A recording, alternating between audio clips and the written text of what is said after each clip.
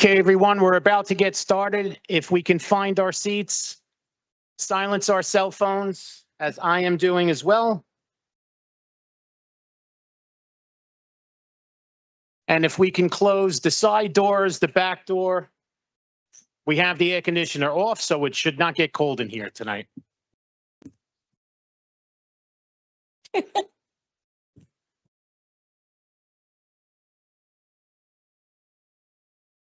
Thank you very much for closing the doors. Again, if we can find our seats, we're about to get started.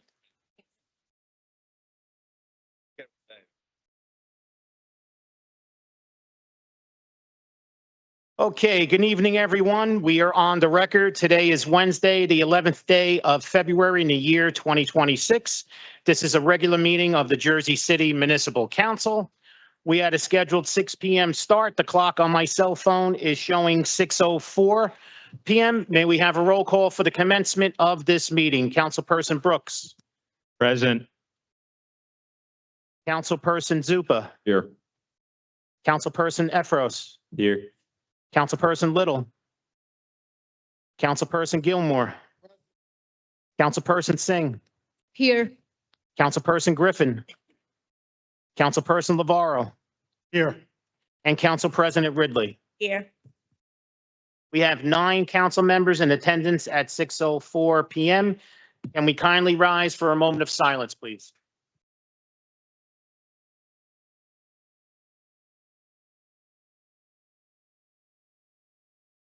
Evelyn Wheeler.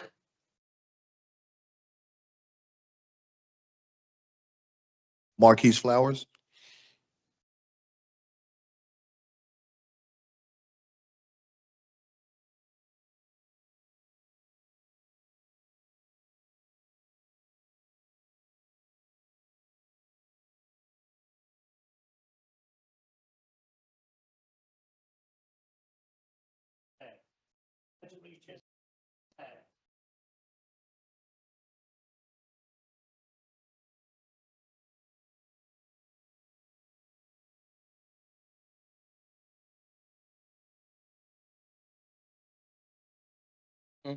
Thank you very much. On behalf of Council President Ridley and the members of the Municipal Council, in accordance with New Jersey Public Laws of 1975, Chapter 231, the Open Public Meetings Act, also known as the Sunshine Law, adequate notice of this meeting has been provided by the posting on the bulletin board of the first floor of City Hall. The annual notice, which is the schedule of meetings and caucuses of the Municipal Council for the calendar year 2026, and filed in the office of the city clerk on Tuesday, November 25th, 2025. In addition, at its time of its preparation, the agenda of this meeting was similarly disseminated on Friday, February 6, 2026, at 7:05 p.m. to the mayor, Municipal Council, Business Administrator, Corporation Council, and the newspapers, and posted on the city's website, so I can certify as to our total compliance with the Sunshine Law. Just give me one moment, I'm sorry.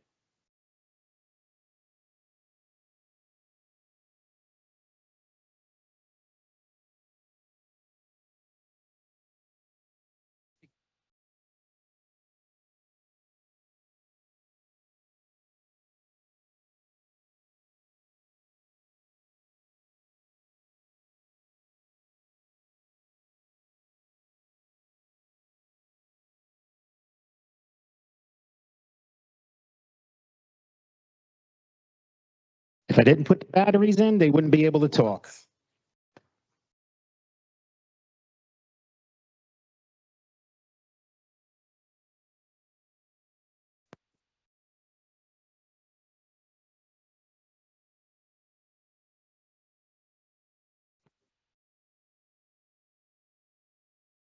Okay.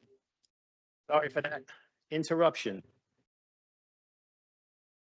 So, council members, as discussed at the caucus meeting, before we move on to our regular schedule,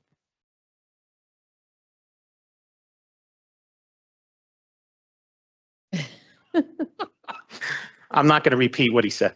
As discussed at the caucus, there are 3 items that we need to add to the agenda. They are the last 3 resolutions on the agenda. First resolution, 10.23, Resolution 26-065. It's a resolution of the Municipal Council of the City of Jersey City expressing opposition to the federal immigration enforcement policies under the current presidential administration, calling for the abolition of Immigration and Customs Enforcement, also known as ICE.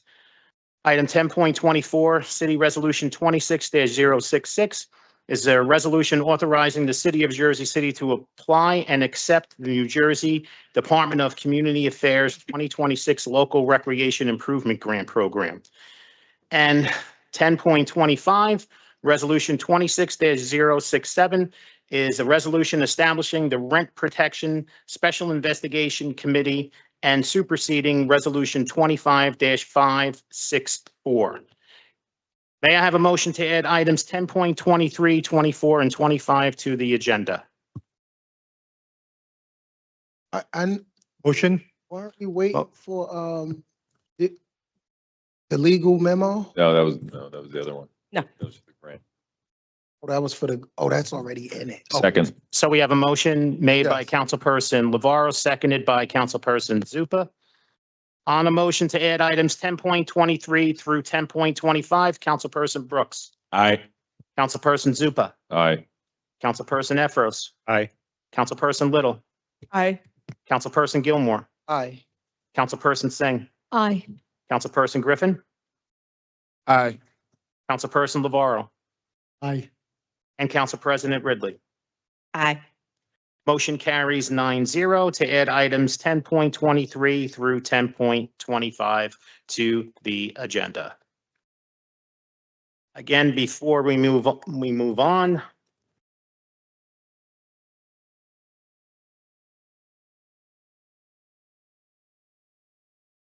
Okay. We'll make sure we get an adjustment before the next meeting. As discussed at the caucus, we were discussing withdrawing item 10.3, City Resolution 26-045. I have a motion to withdraw item 10.3, City Resolution 26-045 from the agenda, which the motion will be made by Councilperson Efros. May I have a second? Second. Second made by Councilperson Lavaro. On the motion to withdraw item 10.3, City Resolution 26-045 from the agenda, Councilperson Brooks, Aye. Councilperson Zupa, Aye. Councilperson Efros. Aye. Councilperson Little, Aye. Councilperson Gilmore, Aye. Councilperson Singh, Aye. Councilperson Griffin, Aye. Councilperson Lavaro, Aye. and Council President Ridley. Aye.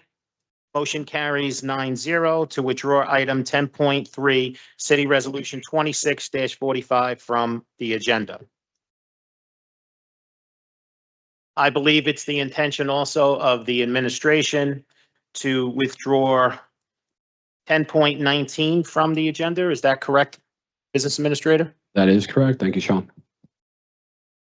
Okay, I will mark the item withdrawn. I'm sorry for that interruption. Just give me 1 second.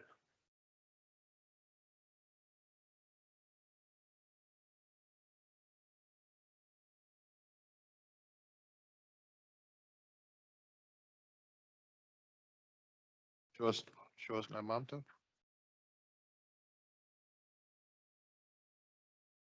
Sorry about that, ladies and gentlemen. Okay, Sean, yes, before we continue, just wanted to get some clarification for myself. The resolution that was withdrawn, 10.3, was voted on by the council, but the other one is not. What's the distinction?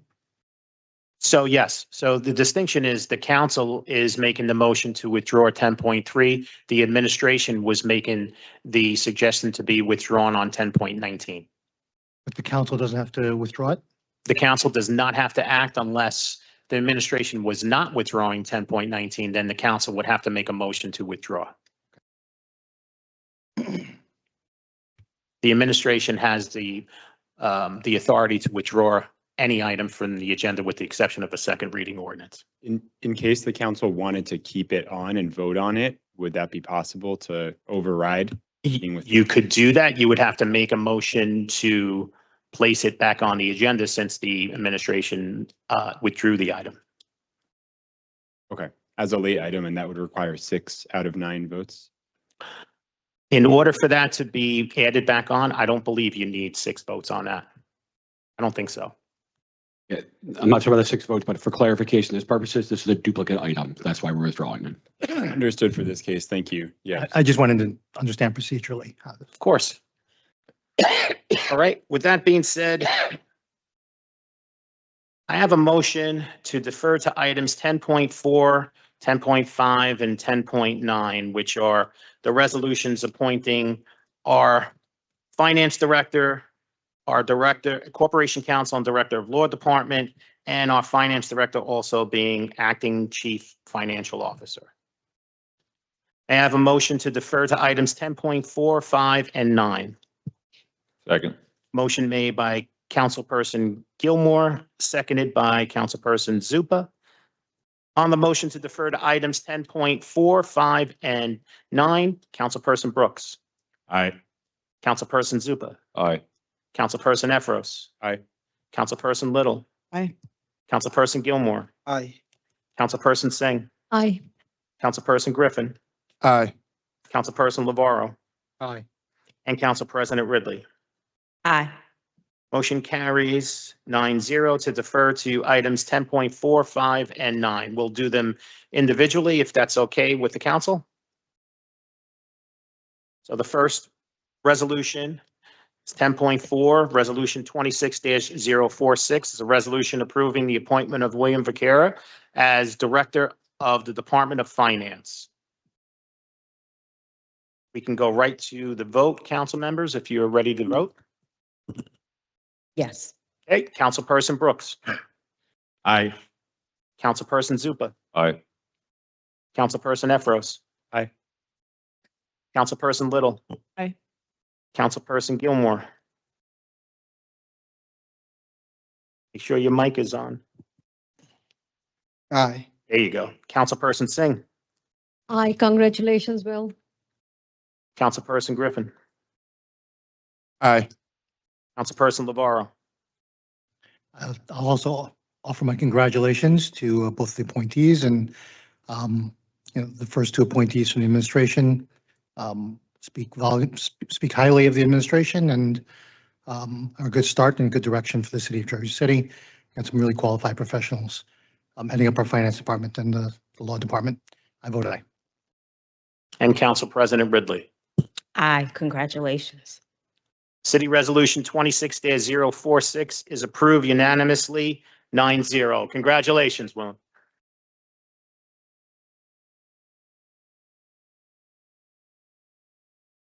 Okay, next, as we're going in order, is 10.5, City Resolution 26-047 is a resolution approving the appointment of Sarah M. Levine as Corporation Counsel and Director of the Department of Law. Councilperson Brooks, Aye. Councilperson Zupa, Aye. Councilperson Efros, Aye. And I'm excited to continue working with you, Sarah. It's great. Congrats. Councilperson Little, Aye. And congratulations. Councilperson Gilmore, Aye. Councilperson Singh, Aye. Congratulations, Ms. Levine. Councilperson Griffin, Aye. Congratulations. Councilperson Lavaro, I'll reiterate what I said, but congratulations. Looking forward to working with you. And I'm going to test you on that separation of powers every meeting. Thanks. I vote aye. I was waiting for his vote. I was like, whoa. And Council President Ridley. Aye. Congratulations. City Resolution 26-047 is approved unanimously, 9-0. Congratulations.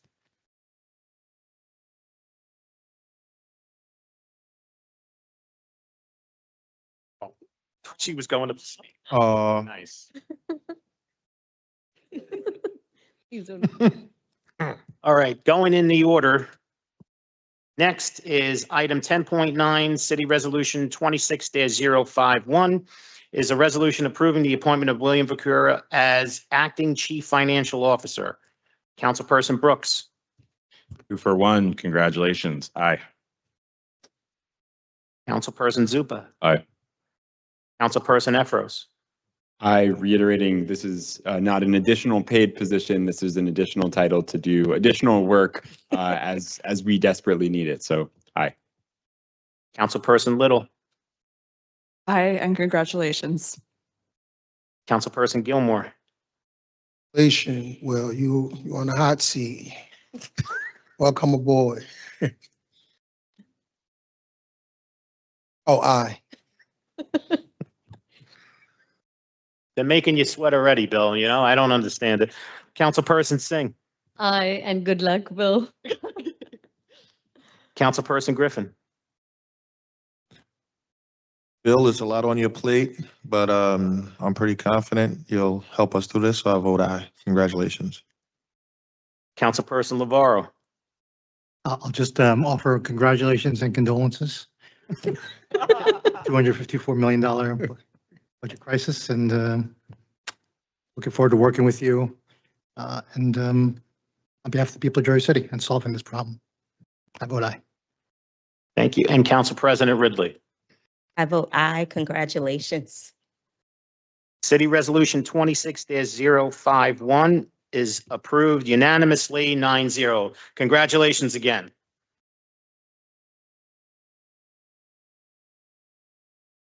All right. Now that we got all of that done with, now on to our regular order of business. If you would allow me to read the first readings into the record. Item 3.1, City Ordinance 26-006 is an ordinance authorizing the use of up to 3% of payroll taxes collected to be used on administrative expenses and a waiver for entities subject to out-of-state payroll tax in accordance with recent changes to New Jersey law. Item 3.2, City Ordinance 26-007 is a franchise ordinance granting permission to Avenir West Side Square LLC for the installation of a lit protective bollard at Lot 30.01 in Block 9301, Qualifier 1, also known as 1075 West Side Avenue, into the right-of-way. Next, item 3.3, City Ordinance 26-008 is an ordinance of the Jersey City Municipal Council amending Jersey City Land Development Ordinance, Chapter 345, Article 1, Section 6, Definitions, Chapter 345, Article 5, Section 62, Residential Design Standards, and Chapter 345, Article 5, Section 63, Non-Residential Design Standards. So, council members, Sean. before I ask for a vote, Okay. I just want our corporation counsel just to address the question that was asked at the caucus regarding if there's any law that prevents this council on introducing an ordinance that was vetoed by the previous administration. No. Thank you. Thank you. With that being said, Well, 1 second, Sean. sure, go ahead, Council President. The council did receive some late communication from people on both sides of the arguments for 3.3. Councilwoman Little has a few words to say in some of the correspondence she received, and we may be looking to hold off on this until we can meet with both sides, but I'll let Councilwoman Little explain. Sure, thank you so much. So, you know, this ordinance 3.3 is the bird safe buildings ordinance. You know, our perception was that it was with the planning department and that they would possibly, you know, review it and bring it to us. I think all of my council colleagues and myself were surprised to see it on the agenda Friday. The advocates on both sides of the issue had not seen it. And they were also surprised to see it on the agenda when the agenda was published Friday. And then at caucus, when planning was explaining to it, they actually have some changes that they would like to see made based on their staffing and their capacity. And so I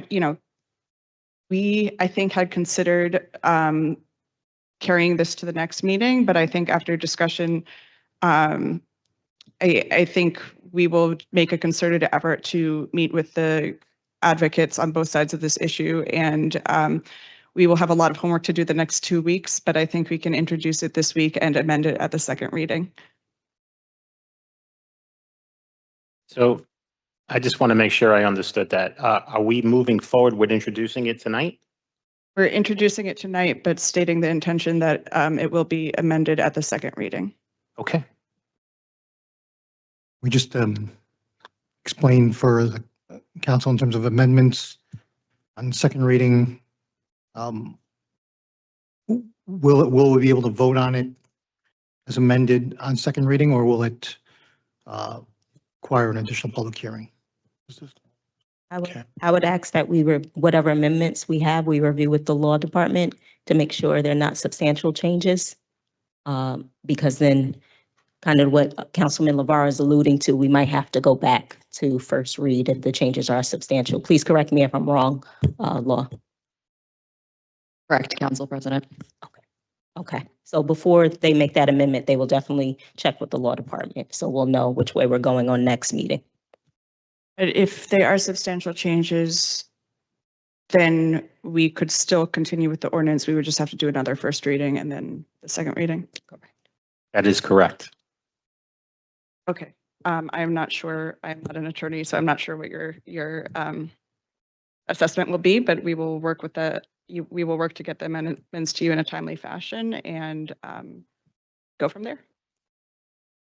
Thanks. Okay, Sean. All right. With that being said, I'm going to be taking a vote on items 3.1 through 3.3. Councilperson Brooks. Aye on all. Councilperson Zupa. Put an eye on all, just for 3.3. Already have meetings scheduled with advocates, both in housing and for the ordinance. And I'm not satisfied with the information we got yesterday that it won't increase cost for building. And there was a concern that one of the affordable housing projects we have in Journal Square at 701 Newark wouldn't receive the tax credits it would if some of the ordinance items were introduced. So I just want to work on that before the second reading. Councilperson Efros. I'll vote aye on all, and I'll just note that one thing at caucus yesterday we spelled out with 3.1 is that we're getting estimates of what we have collected in terms of payroll tax to the city so far. So looking forward to having that information out there. And I also feel confident with 3.3 we'll be able to make this work and achieve the environmental protection standards we want to. Aye on all. Councilperson Little. I stated before my intention to work with my colleagues and introduce amendments to 3.3 because I think after hearing from the planning department as well as advocates, it's maybe not exactly where it needs to be.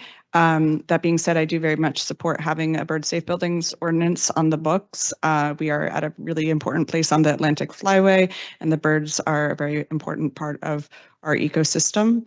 And, I want to make sure that we're doing this in a way that doesn't hurt affordability and also doesn't overburden the planning department. So I vote aye for introduction on all of them with my intention to work with my colleagues on amending 3.3. Thank you. Councilperson Gilmore. Aye for introduction. Councilperson Singh. Aye for 3 of them. Councilperson Griffin. Aye on all. Councilperson Navarro. Aye for introduction. And Council President Ridley. Aye for introduction. Items 3.1 through 3.3 are introduced unanimously, 9-0. On to our second reading ordinance. Item 4.1, City Ordinance 26-001 is an ordinance amending Chapter 3, Administration of Government, Article 11, Department of Public Works, Subarticle 1, Division of Police, and Chapter 160, Fee Schedule Established, Subsection 7, Fees for the Department of Public Works of the Municipal Code to reform the off-duty and public works rental for nonprofit and cultural events. This is a public hearing on this ordinance, and I see Yvonne Bolser. Just give me 1 second, Yvonne, so I can get the camera on you.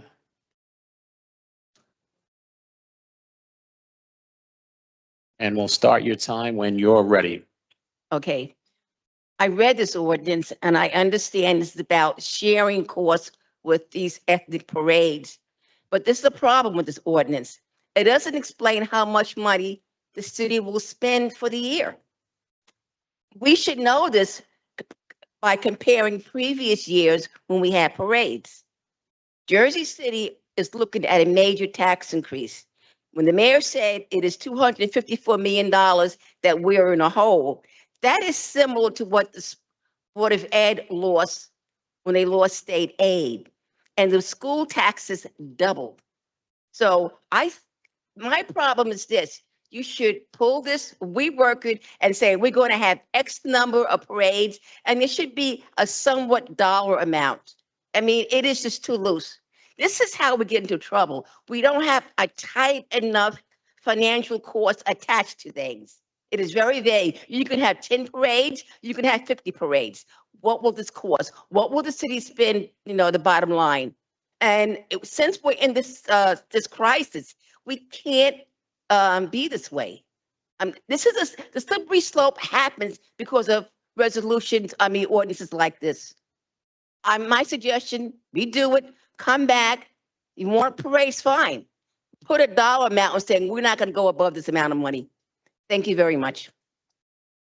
Thank you so much. This is still a public hearing on city ordinance, and on city ordinance 26-001, and I see Mr. Perkins. Yes. May I ask a question? The administration, if that's possible. Yes. Peter stepped out. Okay, I guess I can ask afterward. So, Sorry, Edward. council members, I'm sorry to interrupt. If we can just hold the public hearing, and if we have questions after the public hearing, we can ask them before we actually take a vote. Understood. Thanks, Sean. You're welcome. Just about this I'm ordinance. sorry, Edward. I'm sorry. I got to get the camera back on you. I'm going to set your time. Thank you. Ready to go. Just about this ordinance in general, this is an issue for many of us in the community. So please just remember that. The deal is now that it's unaffordable. So safety is first, but there should be some option that we all can agree to. I think you should think outside of the box too. Like I see reform the off-duty police, off-duty police officers, but how about having police officers that have issues with disciplinary records? How about thinking outside of the box on how we hire or how we attain police officers to cover different races or marathons, different events, parades, so forth and so on. Like we need new ideas, and we should never pay $100 an hour for a police officer. I would like to see what we're going to do considering we're in a $250 million deficit. But that being it, think outside of the box. You ought to know, which many of you probably already do, nonprofits, this is a disservice to us. If you're here now serving us, it should be a priority to you all to ensure that different races and ethnicities and so forth and so on, that we are represented throughout our city, and we all come together to make sure that there's funding for us to be able to represent our communities and to be able to celebrate our communities equally. And thank you. This is still a public hearing on city ordinance 26-001, and I see Philip Carrington. Good evening. I want to give my support for this ordinance. It's long overdue and well needed. You see, it is more than just policing. If you ask a nonprofit organization to pay $150 or $100 an hour for police for 4 hours, it depends on the size of that organization. In other words, you can pay $7,000 just for policing alone. And so I think it's important that the city assists us in some of that costs. Many nonprofit organizations that had and plan to have cultural events does not have the wherewithal to raise a lot of money to pay these fees. And so this is extremely important. No, you can't give an exact number of how much the city is going to pay. It depends on how long the event is going to be and how many police or how many different people from different agencies need to attend. Most organizations are not big. I run a cultural event myself. Most of it is done on my property. But if I did it, which I plan to do it in the streets, the hours sometimes would be 4, 6, or 8 hours. And so my costs would vary from other people's costs. This is long overdue. When the former administration would take money and give it to Pompidou for just one organization, millions of dollars, and no one had no complaint. I was complaining about that all the time, how unfair it was.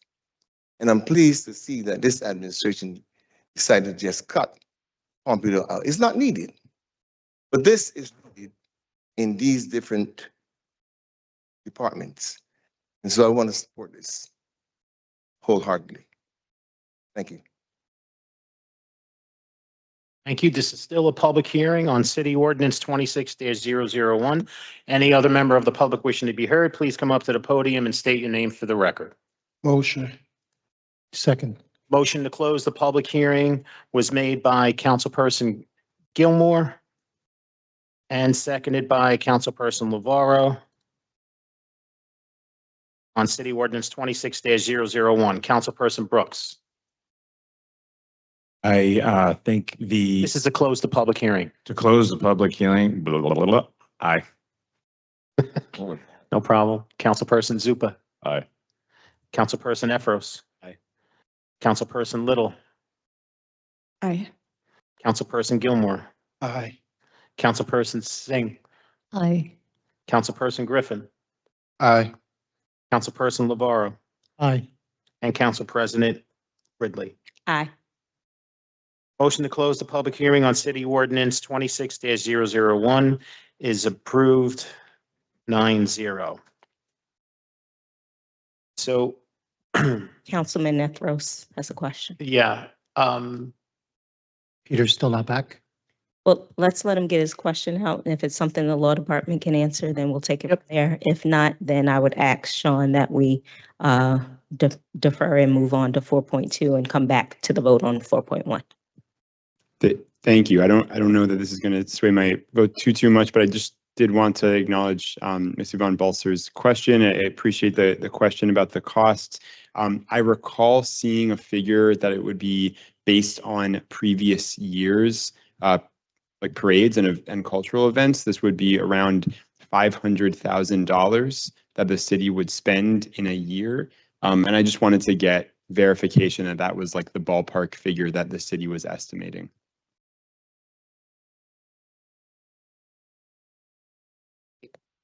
We'll have to wait for the administration to come back to answer that.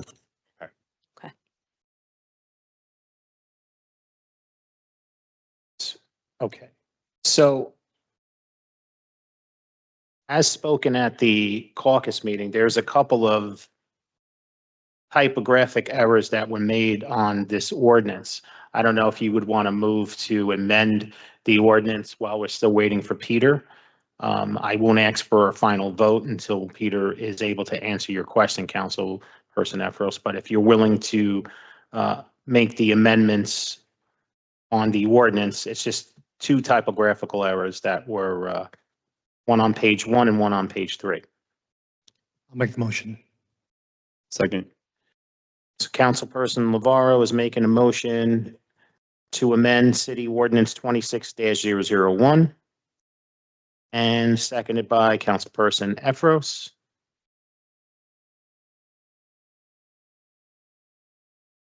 And the amendment is basically on page 1.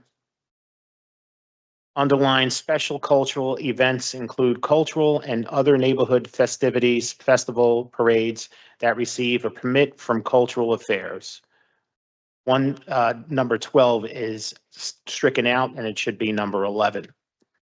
On page 3, compensation for crossing guards, calling for pedestrian safety, $10 an hour is crossed out completely. And these changes, just so we're clear on the record, these are not substantial changes, correct, Corporation Counsel? That's correct. Thank you. So on the motion to amend City Ordinance 26-001, Councilperson Brooks. Aye. Let's just go through the motion and then we'll get the question answered. Councilperson Zupa. Aye for the amendment. I'm sorry? Aye. Oh, thank you. Councilperson Efros. Aye to amend. Councilperson Little. I to amend. Councilperson Gilmore. Aye. Councilperson Singh. Aye. Councilperson Griffin. So with this amendment, are we changing the figure? We are only making Dollar an hour? amendments. We're just Just scratching it out. scratching. Okay, aye. Councilperson Lavarro. Aye. And Council President Ridley. Aye. Motion carries 9-0 to amend City Ordinance 26-001. So before I ask for final consideration, Councilperson Efros, if you would be kind enough just to restate your question to our business administrator. Sure, thank you. I just wanted to get verification. I thought I had seen a figure that the estimated costs for supporting these cultural events through this ordinance would be something around $500,000 per year based on previous years' events. But I just wanted to verify, is that a ballpark that the city is using? I don't know if that's a ballpark how much the city would spend. I think that might be a ballpark more how much the parades and things have collectively cost us. Obviously, we're only paying 50 or 25% depending on the size of the parade. So I think it would be less than that. But that's probably a ballpark as far as what the total cost would be for us. Understood. Okay, so it would be well under Total cost for the all the parades collectively, what their gross cost would be. Okay. And I think, and then I also think a good benchmark for us will be able to see how much we expended in the first year. Because I would imagine just from a logistics standpoint, each parade is going to be different, the duration, how much security is needed at each. But I do think that is a good question to try to home in on what is the financial burden, especially in today's climate where we're trying to, try to save as much as possible and still make sure we enjoy our cultural festivities. And there's also an element too that's kind of like a hidden form of revenue is businesses will be able to generate money and subsequently those businesses will pay taxes on the money they receive. Absolutely. And to your point, Councilman, we do have a new public safety director and team. So how those parades are staffed might change as well, which also may affect the cost of the city that we were previously charged and the organizer of those events, as well as the cost would be going forward. Thank you. Sean, question. This information, can this be attached to the information that's provided with the ordinance after it's voted on? What information are you actually looking for to be attached? Like the amounts that the city is willing to pay, or the past amounts that were paid. We could get you historical figures for the gross amount that were invoiced to those entities, but I don't think the city has an exact dollar amount that they're willing to pay. I think it's based on the formula in the ordinance. Can you include it with this ordinance to the clerk? Can we include that historical information with the ordinance? I can provide the clerk a copy. It might, full disclosure, it might take me a few days to get it. I have to rely on cultural affairs to provide the documents to it and have someone go through them. A lot of manual, calculations there and review, but yes, I can get the information to the clerk. Thank you. So once I receive the information from the business administrator, I will attach it to the ordinance for all the council to see and all the members of the public. And If I could just, for the record, that figure was quoted around $500,000 or so.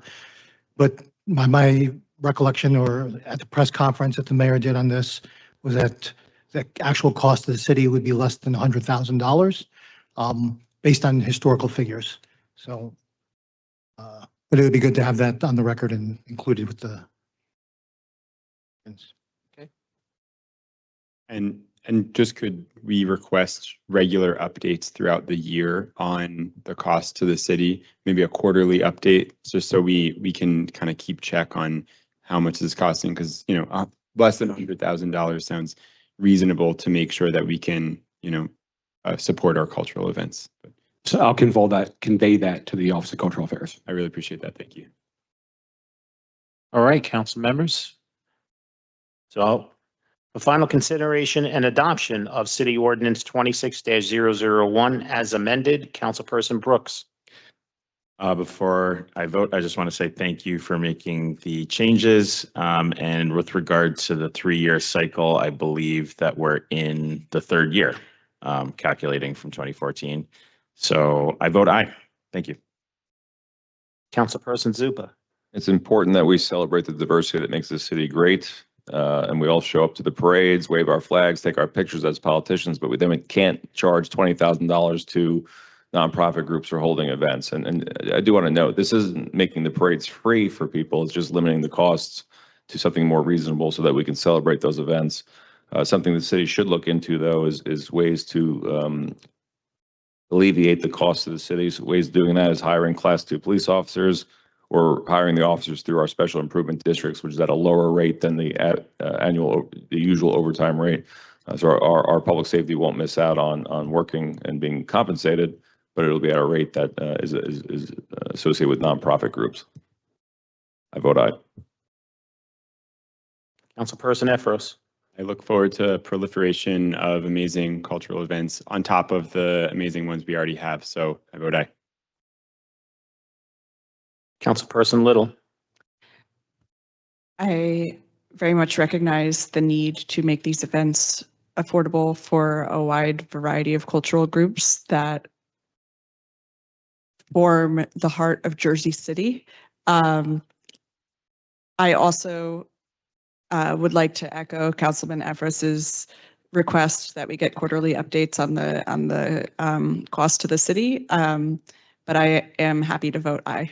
Thank you. Councilperson Gilmore. Yes, I think this is a good ordinance. I think whenever we can really let individual cultural groups acknowledge their heritage is a chance for us to come together. It's a chance for us to learn new things. But I do want to say this, I will be, watching a financial report, then watching groups who are acting as nonprofit, but they're making money. Because we want to do 2 things. One, we want to make sure these cultural events take place. We also want to make sure, people are not taking advantage of the reduced rates and things of that nature. So I probably vote aye. And we bring in the MLK parade back. Councilperson Singh. As an event organizer, this makes me really happy and excited. Few more events from us, but this is exciting. I have seen a lot of organizations, especially not-for-profit, struggling organizing events, so that will open doors for them, and I vote aye. Councilperson Griffin. Over the years, I watched many nonprofits struggle with their parades and events. So hopefully this will help bring back the excitement and the community spirit from these events, like the MLK parade, West Indian parade. So I vote aye. Councilperson Navarro. I think it's important to recognize how we got here. So the prior administration, rather than collecting revenues and taxes or payroll or whatever the case might be, to make sure that our budget was balanced. Nickel and dimed hardworking people in Jersey City. And a nickel or dime was a big deal, a big amount of money, right? So these cultural groups who are largely volunteer run, were being levied with huge fees that literally canceled some parades and festivals that were volunteer run and celebrations for a lot of cultural communities in Jersey City, or pushed them out to do their event within walking around a park in a circle, basically, right? So we were the most diverse city in the entire nation, and we want to be able to celebrate all of that and celebrate our diversity. And we don't want to do it on the back of those hardworking communities that are just trying to celebrate our cultures here in Jersey City and their cultures, our cultures. So that's how we got here, and this is correcting that. That being said, the questions raised, given the circumstances are different today than they were under the previous administration. And we do have a budget crisis. And so I hear those calls. And so I think there are things that we can do. And Councilman Zupa, with regard to Class 2 officers, is definitely one particular option. But just at yesterday's caucus, we talked about a dedicated fund for matching grants. This is essentially like a matching fund to these cultural organizations. And we have a matching fund for that. And so I don't see why we can't establish a matching fund and budget appropriately to make sure that we're not overspending here and have the controls. I think that's a reasonable thing to ask from the public. I'm not going to hold this up, and I definitely want to support the communities to keep it moving forward. But I promise that I'll bring back an ordinance that will establish such a fund so that we're making sure that we're budgeting accordingly around this and safeguarding taxpayers' dollars. With that, I vote aye. Council President Ridley. Aye. City Ordinance 26-001 is adopted unanimously 9-0 as amended.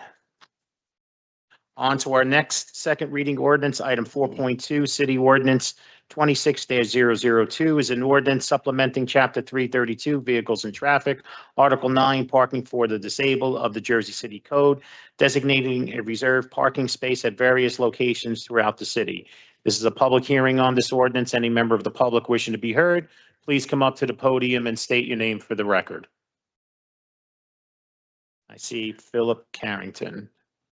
Yeah, quickly, I just want to say there is a law or something of the sort that only a certain amount is supposed to be given handicap in certain areas. On Garfield Avenue, there's an excess amount. I think 3 or 4 within 2 blocks. And I think that is unfair, and it is not according to your laws. And I'm not against handicap, I'm against the abuse of getting handicaps. And that area, there is an excess amount. Enough said. Thank you. This is still a public hearing on City Ordinance 26-002. Any member of the public wishing to be heard, please come up to the podium and state your name for the record. Motion. Second. Motion to close the public hearing on City Ordinance 26-002 was made by Councilperson Gilmore, seconded by Councilperson Zupa. On the motion to close the public hearing on City Ordinance 26-002, Councilperson Brooks. Aye. Councilperson Zupa. Aye. Councilperson Efros. Aye. Councilperson Little. Aye. Councilperson Gilmore. Aye. Councilperson Singh. Aye. Councilperson Griffin. Aye. Councilperson Lavarro. Aye. And Council President Ridley. Aye. Motion carries 9-0 to close the public hearing on City Ordinance 26-002. For final consideration and adoption of City Ordinance 26-002, Councilperson Brooks. Aye. Councilperson Zupa. Aye. Councilperson Efros. Aye.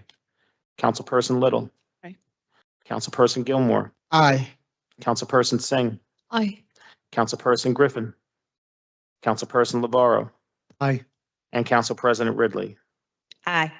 City Ordinance 26-002 is adopted unanimously 9-0. Our next second reading ordinance, item 4.3, City Ordinance 26-004. It's an ordinance authorizing the acceptance of Block 11612, Lot 3, more commonly known by the street address of 95 Morgan Street, from 95 Morgan Street Development LLC, as discussed at the caucus. Sorry. It's okay. We were discussing a motion to carry this ordinance to the February 25th municipal council meeting. Councilperson Little needs to receive a environmental report, if I remember correctly. And once we have that, we'll move forward with the ordinance. And what I'll do is I'll advertise it for a public hearing again on February 25th. So with that motion, I'm going to give the motion first to Councilperson Little and give the second to Councilperson Gilmore, to be fair. On the motion to carry City Ordinance 26-004 to the February 25th municipal council meeting, Councilperson Brooks. Aye. Councilperson Zupa. Aye. Councilperson Efros. Aye. Councilperson Little. Aye. Councilperson Gilmore. Aye. Councilperson Singh. Aye. Councilperson Griffin. Aye. Councilperson Navarro. Aye. And Council President Ridley. Aye. Motion carries 9-0 to carry City Ordinance 26-004 to the February 25th municipal council meeting. On to our last second reading ordinance, item 4. Somebody say something? Okay. No. I'm hearing things now. Item 4.4, City Ordinance 26-005. It's a franchise ordinance granting permission to 20 VANW LLC by managing member Hang Wang Zhang.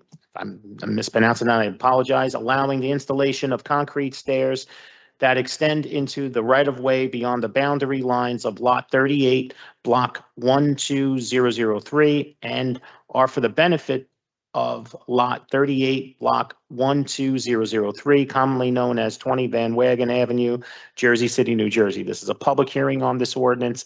Any member of the public wishing to be heard? Motion. Wait. Stanley. Second. Hey, Philip Carrington. Go ahead, Phil. I just need clarity on this and any ordinance or any easement given to anyone using part of the sidewalk. So my question then is, how much of the sidewalk really are you supposed to use? Now, the sidewalk is my property. It is just made into law to give people a pathway to prevent them from walking into the street. But some sidewalks are 12 feet, some is 15, some is less.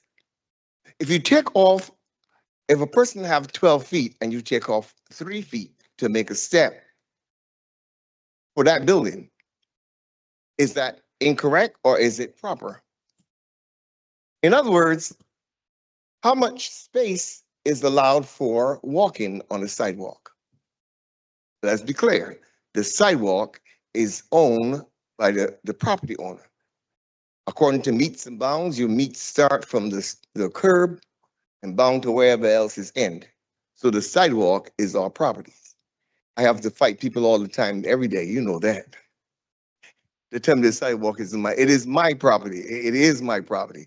All right, but of course the city and the property owner has an agreement, but the sidewalk is mine. So I just need clarity as to how much space is needed for egress, because that's the purpose for the sidewalk, to prevent people from walking into the streets and obstructing the buses or vehicles. Can I get an answer to that? Mr. Carrington. I'm tagging you up, but that's all right. Yeah, so this was the second reading. At the first reading, I had asked those questions. Anytime there's a franchise, it means that there's a private property extending onto public property. At this particular address at 20 Van Wagenen, the house is already abut the sidewalk. This property is not abutting any more than it already does. It's just because they're doing a renovation, they had to come to the city to get a franchise agreement. Previously, the houses already were in their boundary extended into the public right of way, and there's no further extension of onto the sidewalk of private property. So this is just temporarily? No. Meaning, if you look along the row of houses, there's stairs here, there's stairs in the next house. There's no further extension than the stairways to the next house, for example. Okay. Question answered. Okay, this is still a public hearing on City Ordinance 26-005.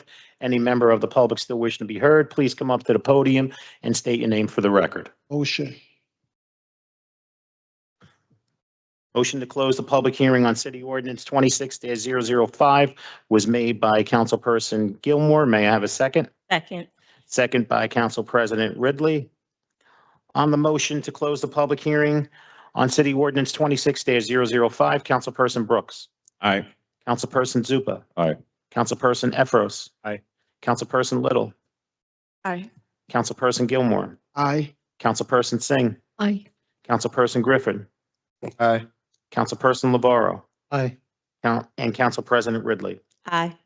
Motion carries 9-0 to close the public hearing on City Ordinance 26-005. For final consideration and adoption of City Ordinance 26-005, Councilperson Brooks. Aye. Councilperson Zupa. Aye. Councilperson Efros. Aye. Councilperson Little. Aye. Councilperson Gilmore. Aye. Councilperson Singh. Aye. Councilperson Griffin. Aye. Councilperson LeBarrow. Aye. And Council President Ridley. Aye. City Ordinance 26-005 is adopted unanimously 9-0. All right, ladies and gentlemen, we're going to go on to our public request for a hearing. Please pay close attention to your agenda if you are present, and if you are watching at home, reminder that I'll be calling the number and the first name of that individual, and they have 3 minutes to speak. So with that being said, first speaker, 5.1, Laverne.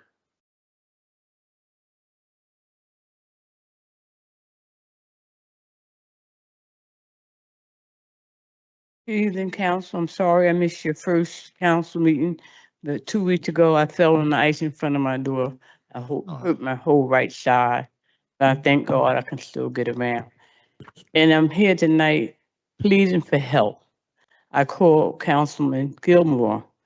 On last week, Tommy got the gas station on Garfield and Carteret, called me about a hotel in Manhattan, which is a Marriott that's being redone.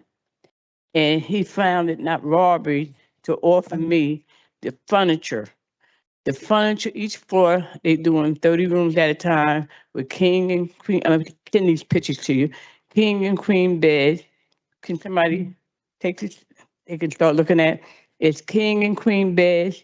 It's a desk chair, television, mirrors, nice. This is mid-Manhattan Marriott. It ain't no garbage. I gave away so far about 30 rooms. Jerry Walker let me use part of his place on Pacific where he have his school, but I only had a week and a half there because he's getting ready to start another class.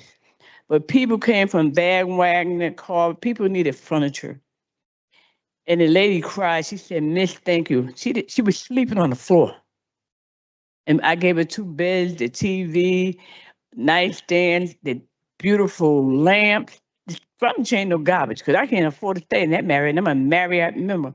But I'm pleading tonight because I got 100 more rooms of furniture and television stuff to come to this city for me at a Manhattan Marriott. But I have to find a location. They give me a floor at a time because they be doing each floor. They done did 1 floor. And about another week, they're going to start the 2nd floor. And people really appreciated this furniture from all walks of life. They were just saying, thank you. I'm getting calls for more furniture from all over this city. So I need a location where I can I talked with Councilman Gilmore. I reached out to him and looking for like a storefront, a warehouse, This furniture is in good shape and it's needed. You'd be surprised who we have blessed in this city that needs this furniture. You got the TV, the nightstand, coffee tables, a desk and chair. I needed a TV stand. I got one. I got a 7-inch TV for the holiday. I got nowhere to put it. And God bless me, one look like this. Solid wood, beautiful stuff. Nice gold chairs and everything. So I'm pleading with you guys tonight. I need your help for this city. It ain't for me. If I have to see one of my developers like Greeny Plumber, Tommy, that gave me the furniture, Thank you, somebody Laverne. out there, to lease the plates and pay, but this stuff needs to be welcome to our city to give our people. Thank you, Laverne. And thank you. Appreciate it. Appreciate your time. Our next speaker, 5.2, Gina.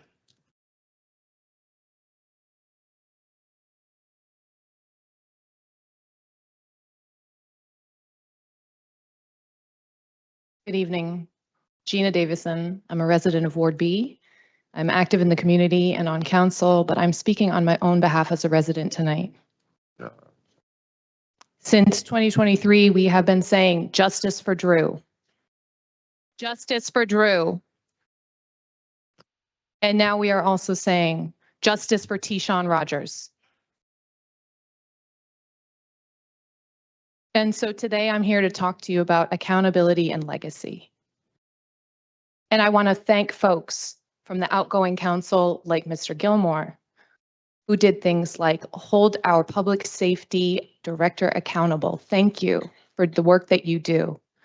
And thank you to Mr. Solomon as well for remaining independent on the previous council. And I love that you all here are ready to go and the good energy that I'm feeling in the room and feeling in the city. And yet I still want to ask you all to take the time to look back at the cautionary tale that was most of the previous city council.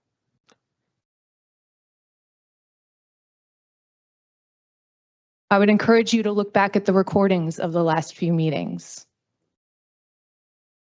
Residents, we got up and we said, we are not okay. You failed us in the following ways.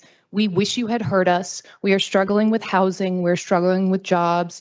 We're struggling with so many things, and we wish you had heard us and believed us when we said all is not well in Jersey City.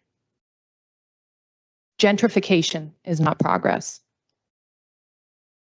And the majority of outgoing council, as always, ignored us. They patted each other on the shoulders and kept saying, well, this job just wasn't easy. It's not easy to sit up here and make decisions for the city, decisions that affect people's lives. Well, that's what you're signing up for. And so I want you all to think about how people will remember you, your legacy. Because I talk to people in Jersey City every day through my work in animal rescue and beyond. And the outgoing council and mayor will not be remembered fondly. They will be remembered for a $250 million deficit. Amy DeGeese will be remembered as the council person who hit somebody with her bike and left the scene, and whose father got her off so she could continue to serve on council. Mr. Rivera will be remembered as somebody who didn't like to show up to council meetings. Mr. Soleil will be remembered as a sycophant for Mayor Stephen Trump, who continued to say that the residents don't know what's good for them. We need the Pompidou. Well, now we have $30 million in debt to consultants for that Pompidou project. Thank you.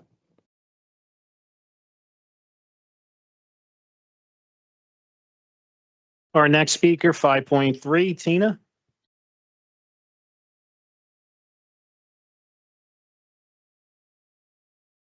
All right. Justice for Drew. First of all, yes, I do work for Education at Gilmore, but I'm speaking upon myself. Let's do that again. Justice for Drew. I want to thank everyone who had called me when I did that election. That election was something else of me going through.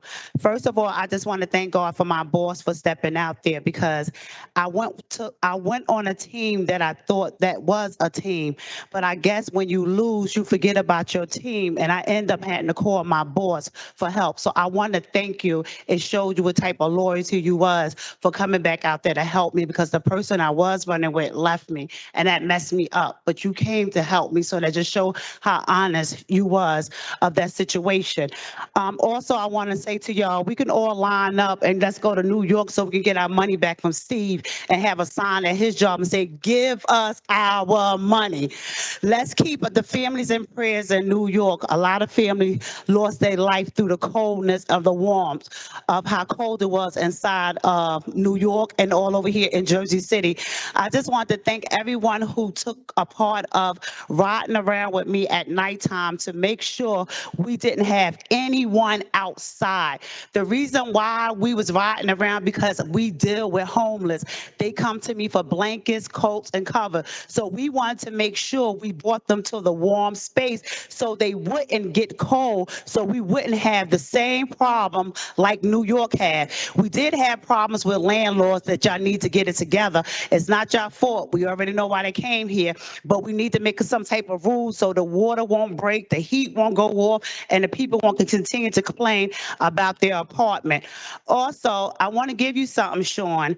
This is for Mike Griffin. This is for Ms. Denise, and this is for Education of Gilmore. This is for because they took the small business away from our community. This is one of the person who did small business in our community and was very upset because it made our community feel like we was going somewhere and someone was helping us. So I just want y'all just to look around and just see and help out not only the small business, but the nonprofits. Y'all already know, Ms. Denise, you gave me my first award. You looked over your area to give me my award to make sure that nonprofits continue to help out in the community. So I just want y'all to make sure that the nonprofits get some type of help because we are the ones with the boots on the ground. Everyone know me, they reach out to me, so I just want to make sure. Sean, please give this out, and one for you too.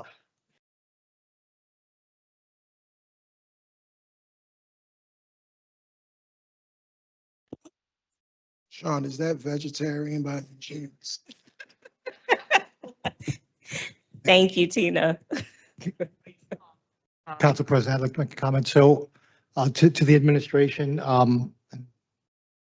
Kristen, if we can follow up with the administration, through this most recent cold spell, would like to get a report on the number of people utilizing our warming centers. We'll put together a whole request of kind of data points to look for, and get a sense of, New York, as Tina pointed out, a lot of people died in this cold.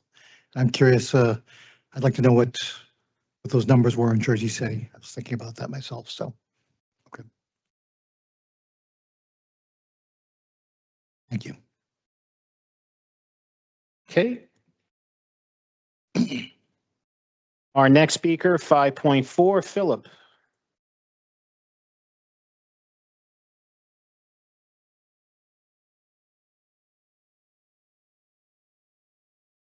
Council President Ridley, members of the City Council, I'm Philip Carrington. It's good to see new faces up there. And I hope that this is a purge because the last group was so wicked and corrupt. I tried to sue the mayor. I was hoping that Steve Phillips got locked up before he left the office. And I am not saying it now. I've said that over and over. And no one looked at the facts when I was speaking. But now the new mayor is looking at some of the same things I was saying. The guy's a rogue, and his whole administration went rogue. I say to his face, behind his back, wherever. I tell the truth. And I don't just come here to waste time. Anybody would tell you. I have a source from everything I say, everything I do. And to back it up, I take you all to court and present the facts. But the law department is so wicked. I hope that this new law department would change as well. Philip Edmond and the others. They come to court, refuse to answer a single question in discovery. 14 months, not a single question in discovery. And then, well, operating bad faith. I'm a black man. We don't say operating bad faith. They're lying like hell. They know that. And I told them that. So I just hope that this new administration will just change. That's all I'm asking for. I ask for fair play. You know that. Why? Because I've said over and over, Jersey City have two laws. One white, one black, separate and unequal. And every time I come here with the facts, I can't get a hearing. And it's nothing more disheartening than I have a license and a permit to do business. And William O'Donnell and Christine Goodman called the police to stop the event. I just came here to ask you all a simple question. What law says you can have a license and a permit, and then the city put you out of business? Couldn't get a hearing. Over and over. But then the ridiculous administrations, Steve Phillip, Joyce Vadiman, Christine Goodman, they all jump on the plane and went to France to hold a hearing for the Pompidou people. Again, I just asked for 13 minutes, and you didn't even have to give me 13 minutes. Just answer a simple question. Didn't answer that question at all. Went to court, they wouldn't even answer that question. And so that's why I'm saying that Philip Edelman and Melissa Marks and all of those that was in that case need to be disciplined because the statements that they make is untrue. There is no law that says you can have a license with the city state seal on it and a permit. And then you pay the insurance and you can't operate. They're in the court and lie. I'm telling you, I have a transcript to back it up. I don't see anything without facts to back it up. So I do hope that you all would, all I ask you to do is a fair play. If there's a question on city laws, here is the place. I shouldn't have to go to the state court to get an answer on the municipal laws. Like now, you are making these laws, or you're making it law. It started somewhere else, but you make it law. And so if I come here on the question of law, Thank you, Phil. it's an answer. Our next speaker, 5.5, Lamont.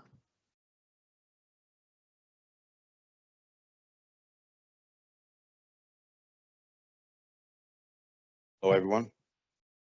I'm here today to introduce my business, plumbing business. This is the first, we've been researching and trying to find out, but I know I am the first Black master plumber to come from Jersey City. My business is the first ever plumbing business Black owned from Jersey City. I just want to get the respect of plumbing because out of all things, I can say plumbing is the most important thing in the world. It's like doctors, it's like anything else, lawyers. So I'm here to introduce a Black-owned business. It was me and my wife. We ran together out of the house. It started actually last week. I wanted to start on Black History Month because I felt it was important. This is history for me. I have 19 years in the union. I'm actually leaving the union to start my own business. I want kids to see me and want to be a plumber because it's needed, the trade needs it, and the kids need it. Being in Jersey City, I understand that kids make mistakes. They do things that they have to learn from. Like me, like most kids, I'm an average kid from the city, from the projects, raised by a single mother. Been in jail, made my mistakes, record expunged, right? And I want to show kids that it's okay to make mistakes. Things happen. But I also want them to know that there's other people that look just like them that are doing things that they can do it. So my whole purpose of being here and open my business here and being here in my city where I was born and raised, I want kids to be plumbers, get into the trades. I've been trying my best to push kids to get into the trades. I come from a family, the Wades, and we believe in hiring people from our community and helping them build themselves up and work for the business. That's how I grew up with, how I grew up and what I understood that hiring people in your community helps out. It helps everyone. And I've seen people be taken advantage of and not get the opportunity because of their color. And not being upset about that, that helped me start my own business and becoming a master plumber and studying this night out and night and failing and coming back and going again to become a master plumber. So I want to push that. I want to push that. The fact that this is needed for the kids because a lot of kids don't have nothing to do, especially when they got out of jail. I did. It was plumbing. We don't care about records. Most of all of us are people who make mistakes also. I also feel that tradesmen are some of the best mentors in the world. We've been through everything. And then we can teach you everything. And as you're learning the trade, you're learning about life, you're learning about marriage. Thank you. John, can I say something? John, can I say something? Yep. I'm sorry, I did not get your name, but congratulations starting your business. And this is the hot piece of cake right now. You know, Jersey City has so much demand for plumbers. So I think, and heating is another problem right now we all are facing. So thank you for doing it. And hopefully we'll reach out to you for youth programming, because one of the thing I have talked about, that trade skills is something we want to start in high schools so kids can learn these skills. Thank you. Lamont, I just want to say congratulations, and I just want the city to know and understand the disparities here in this city. For this young man to come up and in 2026 to say he's the first in a city that is one of the most diverse in his country, it's beyond me, right? And I hope his story inspires the youth and inspires people to work with our youth and to work with each other in our communities. So Lamont, thank you. Congratulations, Mr. Wade, on your new business. Oh, and thank you to Ash for the candy apple. For the t-shirts. Okay. Our next speaker, 5.6, Edward.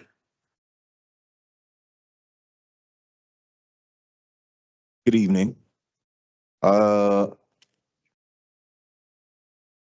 I was not here formally last meeting to greet you all, and so congratulations on gaining support from the wider community to represent us all here at City Council, all of you here for the first time. But let me just begin with our me just saying I had a moment to review Mayor Solomon's press conference where members of City Council were there, state assembly members and state senators. And I just want to start my comments with saying where we're going with the direction of, the new direction for our city. Start with public safety, because this is a pillar of the new administration and the way forward. You want to hire how many new police officers? Let's just start there. Safety first. I think we would be better served when we invest and hiring new police officers, we have to take care of them. Are these police officers able to afford to even live here, first of all? The struggle with hiring new officers to live here. But you would better serve us, okay, by helping build our infrastructure, okay, with housing. You have to commit to us to help build out our mental health crisis infrastructure response in this city. When you do traffic enforcement, which we need, okay, don't send the extra police officers that you hire on the black and brown side of town to ticket us. This last administration spent how long developing the city, building more housing, and it ain't enough parking. Now you're going to hire new police officers to come, and that's going to be part of the enforcement, and that's not fair. Not on my watch, and it shouldn't be under yours. The new police officers also, we ain't got no new housing coming to the area. Where are the new jobs? So what's going to happen to all of us who are already marginalized? You can't think that you're going to move forward and criminalize us. So, okay, new police officers, but what else do you have to offer? So please, in your meetings with the mayor, let him know there may be things that we can do other than hiring new police officers as our grand model for public safety overall. Please. Look to the nonprofits. I'm telling you, this city government has failed us so much. There is so much distrust here. And as Tina Knoll said, you would do a great service to our community by looking to nonprofits who are on the ground and who serve many of us when many of the past members who sit where you are were all absent. Many members in nonprofits doing the work. Do what you can to invest in nonprofits. Do what you can to help build the infrastructure for nonprofits in our city, to help deliver overall services and a better quality of life for us all. Thank you. Our next speaker, 5.7, Demetrius. Not here. Next speaker, 5.8, Charlene. I don't think I seen Charlene either. 5.9, Jay.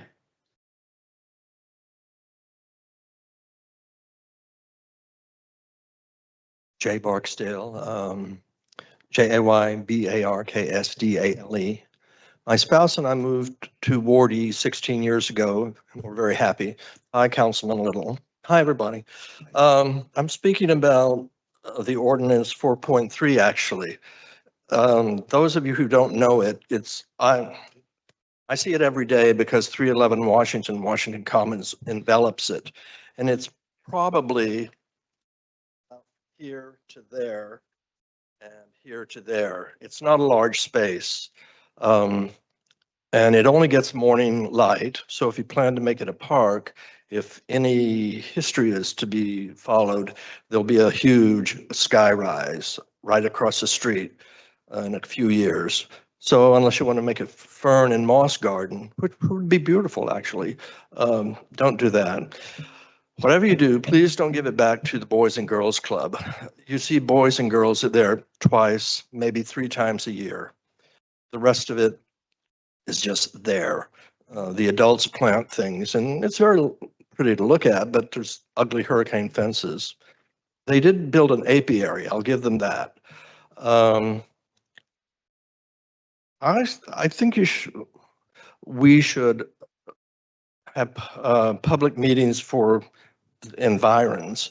I mean, it's not a large space, and this is a Champaign problem, actually. It's not like my worthy, former speakers are bringing up, but have some public meetings for Washington Commons, Modera Lofts, the Lively. We're not a real family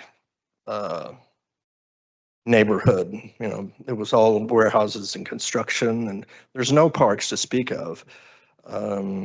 There could be, but they seem to be in private hands. What else do I want to say? I meant to measure it off with my 11-inch feet, but I will next time. I think a traditional fountain would be really nice with 4 cupids, north, south, east, and west. Water coming out of their little peepees. That would be cute. And I think that's it. Thank you. So Jay, Sean, can I ask one question? Sure. Jay, who is maintaining that? Because I thought boys and girls were maintaining that. No. Well, they're maintaining it, but they're not. It's like wasted space. And why is it being sold for $1? That sounds like a sweetheart deal. I mean. Thank you. All right. Thanks. Thank you, Jay. Okay, our next speaker, 5.10, Eve.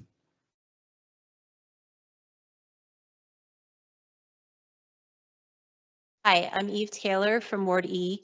I used to be a finance director. After 10 days in the hospital from repeated carbon monoxide attacks at my building, a Social Security judge just declared me permanently disabled. It's official.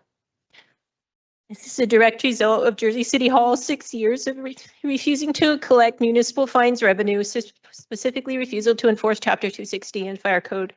The Jersey City Municipal Court is still blatantly ticket fixing. For years, fire code violations and recurring no heat violations in my building have been adjourned, dismissed, or fines not collected. Municipal Court just destroyed another significant summon this week on Monday. On February 9th, summon SF 2024-452-537 issued by JCPD on November 14th, 2024 for 30 days of no heat in my building after being adjourned 12 times for no reason was viciously dismissed prosecutor discretion by Prosecutor Vishnu Kemraj and Judge Rami Eid. The defendant, my landlord Muhammad Shahid, did not even show up for court. Let me explain what they destroyed. If that summon, which affected more than one tenant, was charged as a separate violation for each tenant, and each day's failure to comply were charged as a separate violation, and the maximum fine per day was applied, then the math would be 6 units in my building times 30 days times the maximum penalty of $2,000 a day for no heat. That summons potentially then was a $360,000 fine, just that one incident. Here's their other trick. Violations have to be issued within 1 year. Summon 452-537 was adjourned past the statutory year limit, so it can't be refiled. $360,000 gone. Poof. Dismissed prosecutor discretion. This is now my third time at the Solomon administration pleading for urgent enforcement. If you all had acted the last time I was here, that money, whatever you charge it up to the $360,000 would be banked. I wholeheartedly support the new Solomon administration, but we need you to urgently please support us. Please enforce Chapter 260 Fire Code and Building Code by fully issuing and collecting municipal fines revenue immediately. Also, can you please check the 2026 budget for summons revenue that I have seen was, I believe, 13 million, when historical collections were 16 to 18 million dollars. And I saw no provision to recover the estimated 25 to 50 million dollars in uncharged, uncollected fines. Thank you.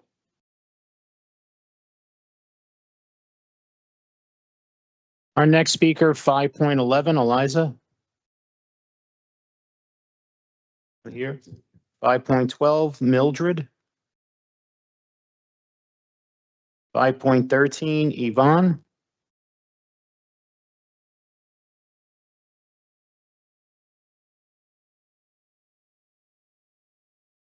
Yvonne Boston. What I have here is the parts of the friendly budget, page 6. And I also have the annual debt statement. So my comments are from these articles published by the city. I want to talk about your city refunding bonds. They're based on tax appeals. For 2023, Jersey City refunded $49 million. And in 2024, in 2024, it refunded $43 million. Jersey City, under our current rent control laws, tenants cannot have a tax increase. Their increase is based upon the consumer price index, which is similar to Social Security, but it's not taxes. So what happened is the landlords gets the taxes. They go to Hudson County tax courts and they automatically win. And then I, as a taxpayer, have to pay what they should have paid. They don't pay any taxes at all, whether it was the Board of Ed going up or the county going up or the city go up. They don't. They only pay the consumer price index, not what you guys passed on the budget. So my idea is they should pay. Hoboken pays, North Bergen pays, but not Jersey City. And I think that's wrong. So if you want to fix the budget, have people who vote for the art tax, people who vote for open space, that they should also pay part of the government. Now, it's more than just the $254 million we're in debt. According to the annual statement that's on the city's line, the city is $681 million and it has bonding debt. But if you add up all the debt, including the debt that the city issued, but it did not go forward with it, we're $1.4 billion in bond debt. So that's what all these things, you know, I don't know whether or not you can cancel some of this. These are things that the city council voted on, but were not authorized. So we add up everything together we want before. And who pays this? Well, it's not affordable housing, that they pay a certain fee. They don't go up. It's not rent control because they on the consumer price index. It is basically this very small homeowners that when the budget squeeze, I get it because I'm a one-family homeowner. So if you want to fix the budget, make it fair. You know, everyone's talking about discrimination. The only discrimination that I see in Jersey City is who pays taxes. It's not skin color. It's not your language. It's who pays taxes. It's discrimination in Jersey City. So that's the first thing you should do. Now, my suggestion for this new council is to go on the city's website and start reading the annual stat statements, and it has everything. Thank you, Yvonne. Thank you very much. Our next speaker, 5.14, Ryan. Right. Ryan's not here. Thank you. Next speaker, 5.15, Jack.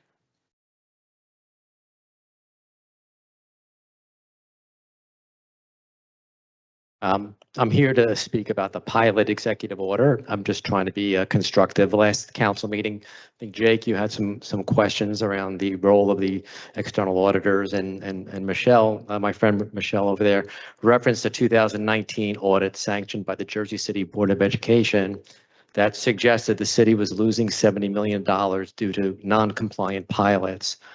I started in the audit division in 2020, and we began an audit and review of a substantial population of those pilots.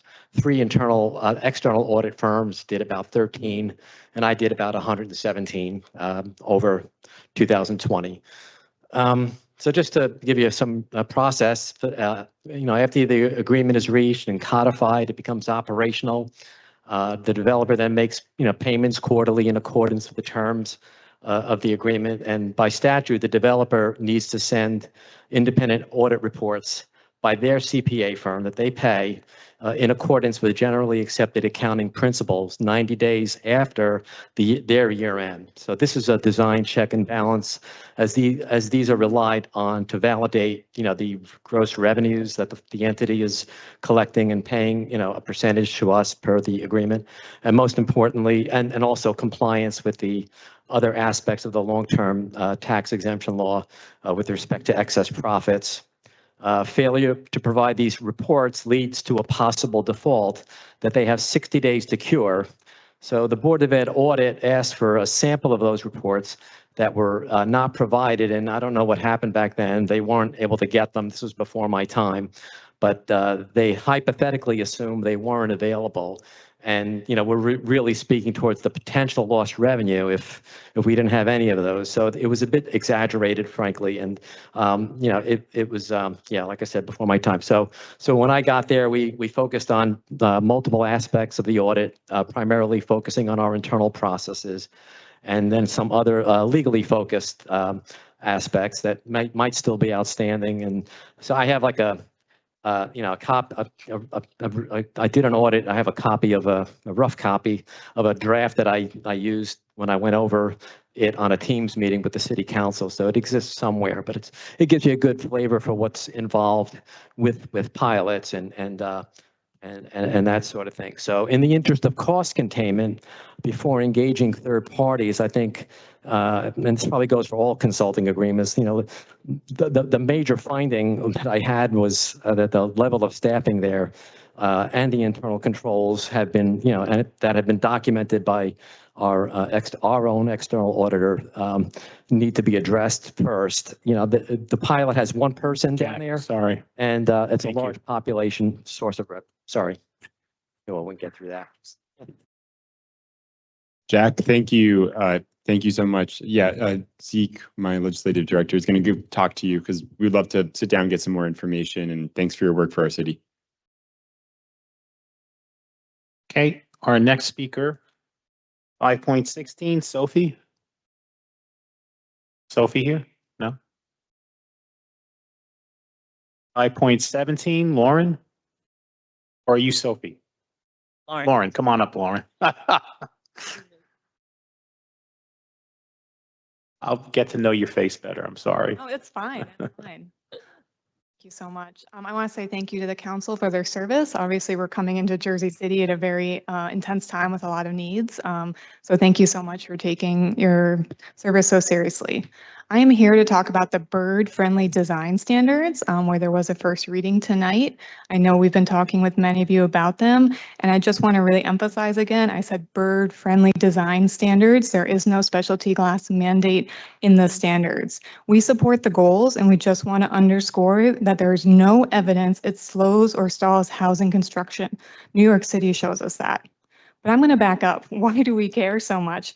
As Councilwoman Little noted, we are on the Atlantic Flyway, which means millions of birds have migrated through here, and they might continue to migrate north and south. So last fall, in fall 2025, 14 million birds migrated through Hudson County, largely at night. This is a conservation crisis because over 1 billion in North America are dying every year from window strikes. So we need to address it, and the time is now. So it is devastating not only for an ecosystem, but as someone who does volunteer monitoring, to see the suffering of a bird with a broken neck looking at you, knowing they have seconds left, it's absolutely horrible. So we need to address it as an environmental crisis, and it's also quite cruel to the wildlife that crash into the glass and die. I would like to then transition to costs and emphasize the flexible solutions. Again, it is not a glass mandate. It does not limit, and now I'm going to be quoting from American Bird Conservancy directly. It does not limit compliance to only masonry, fritted glass, or UV glass. It establishes a standard, not a single prescribed material. Bird-friendly glass can be achieved through a range of options, including ceramic frit, laser etching, acid etching, screen printing, laser etch, and other patterned glass methods. A lot of options, right? And that is for the glass. Again, it's not a glass mandate, but there are many solutions, and there are solutions beyond the glass. So unfortunately, the pro-developer facts that have been going around are misleading, and we have debunked them, and we will continue to debunk them. Again, we know from looking over at New York City that these are not onerous standards. They have had them for years. So we continue to expect that Jersey City can implement them in a way that's good for people and wildlife in this city. I'm also going to switch back over to another email from American Bird Conservancy and just talk about the height requirement. So the height requirement that American Bird Conservancy recommended was 100 feet tall, and that's because that's the height of the tree canopy and above where most bird collisions would occur. It is set at that, sorry, I have a lot of different notes here. So that is where most but not all strikes happen, and the 75-foot standard in New York City was mostly to be in line with other administrative codes that was not science-based. Thank you for your time. We are here for any questions you have in the coming days. Thank you. Thank you, Lauren, for taking out time and also meeting us, answering our questions. We really appreciate you. Thank you. Okay, our next speaker, and excuse me if I mispronounce, Bing Ji Fu. We got to get a nickname for you. It's a little too difficult. It's Fu, so yeah. Okay. So esteemed council members, hi, as I said, my name is Fu. You all know me. I'm the chief of staff for council member Efros. Tonight, I would just like to talk about the issue of city council staff funding, which seems to be a hot button issue right now. So just setting aside from the fact that New Jersey state law prescribes 4 staff members per council member for city our size, it's our belief that we need to fully fund our council office precisely because we're in a deep budget crisis and a budget hole. Throughout the last months, I have witnessed how understaffed and under-resourced our entire city is. For example, our crossing guards, who are often charged with protecting our children from speeding traffic, are underpaid, overworked, understaffed. And today I visited the Division of Animal Care and Control, the city shelter, where I witnessed the impact of our budget deficit and the malicious, intentional neglect by the previous administration to our animals. Morale is low across our city staff, and we have difficulty in enforcing even the most basic codes to protect our residents. That's why our council office needs to be fully staffed. Because when the city chooses not to issue fines for slumlords who harass and evict their tenants and fail to provide adequate heat, when the city fails to plow snow from our streets, when the city does not have the resource to care for our animals, our constituents call us, the council aides. So throughout the snowstorm and the ICE kidnappings last week, our council office has worked 12-hour days, 7 days a week, at City Hall, at our ward office, and even at home for almost a month. We need more resources and more staff to provide full service to our constituents, especially when the city is under-resourced. In addition, Mayor Solomon's office has pointed out in their emergency report that the reason why former Mayor Fulop was able to get away from wrecking our city's budget was because he intentionally hid the budgetary process from the previous council. With a fully staffed council office, we'll have the resources and capacity to truly hold our city accountable. We could read through every resolution and ordinance on our agenda and propose new ones that can better our city.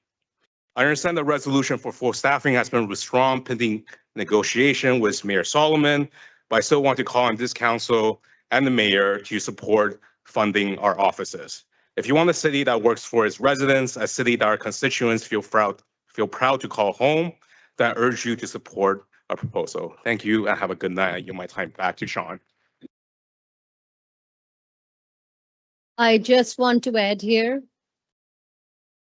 as we all know, we are in deficit and we just took this job. There are people working in the city, they might lose their job. They are fearful. They are not getting raised. So I think we should give ourselves enough time to go through the work and the responsibilities. And we just started. So this is something we should think about in few months. Thank you. Thank you.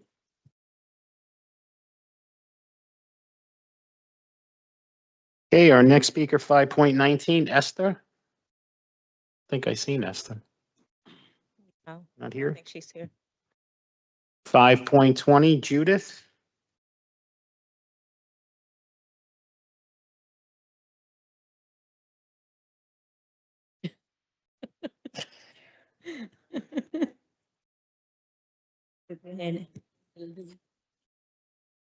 Miss Judith, before you start, can I say a few words before you start? I just want to say that last meeting, I made a private request. This meeting, I'm going to make a public request to everyone, and I don't expect an answer now. As Kevin and Michelle know, I will never ask anyone not to speak. It is your right. And I know that especially since you've been speaking all this time, you don't want to break that streak. So please don't misunderstand what I'm asking for, not asking you not to speak. But we have been getting requests from the public asking that if I can ask you, which is within my right as a council president, if we can reduce some of the numbers of speakers. Last week, we had some elder members of the community come from Ward B that had to sit through it and, could have left earlier. We have had elder members of the community come from Ward A. So I did want to make that request formally on the record. You don't have to answer now, but if you all would take that back and think about it, especially now that we've formed the committee, we have new council members, they're trying to get their heads wrapped around the issue, and there has been open lines of communication that you all have gratefully expressed your pleasure in us doing that, and we appreciate you giving us that positive feedback.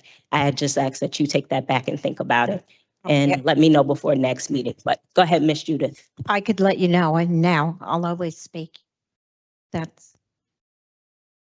I wish everyone a productive 2026, past and present. I did not vote for Mayor Solomon, but I wish him well.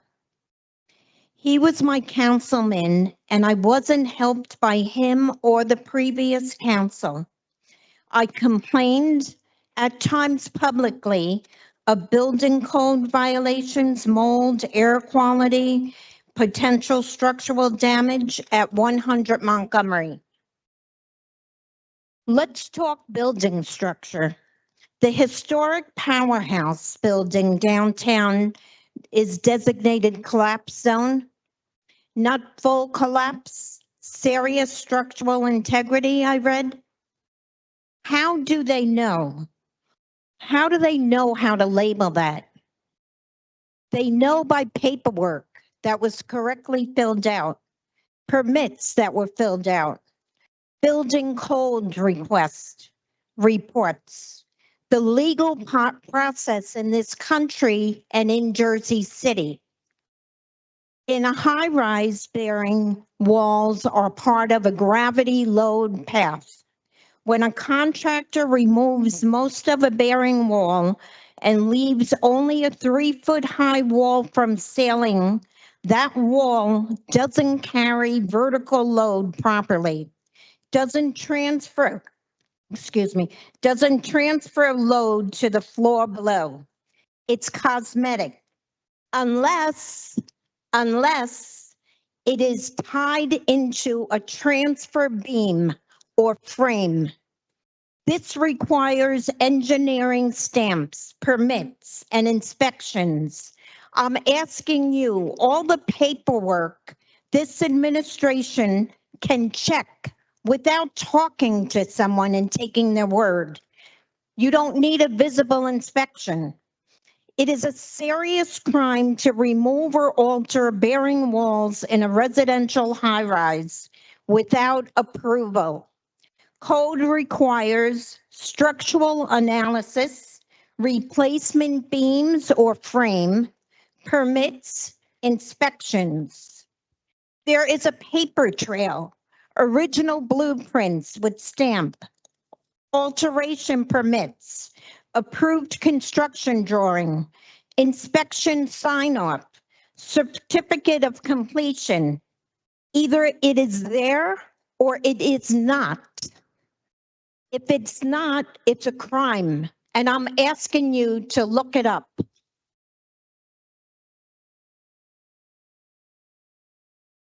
Next speaker, 5.21, Kevin.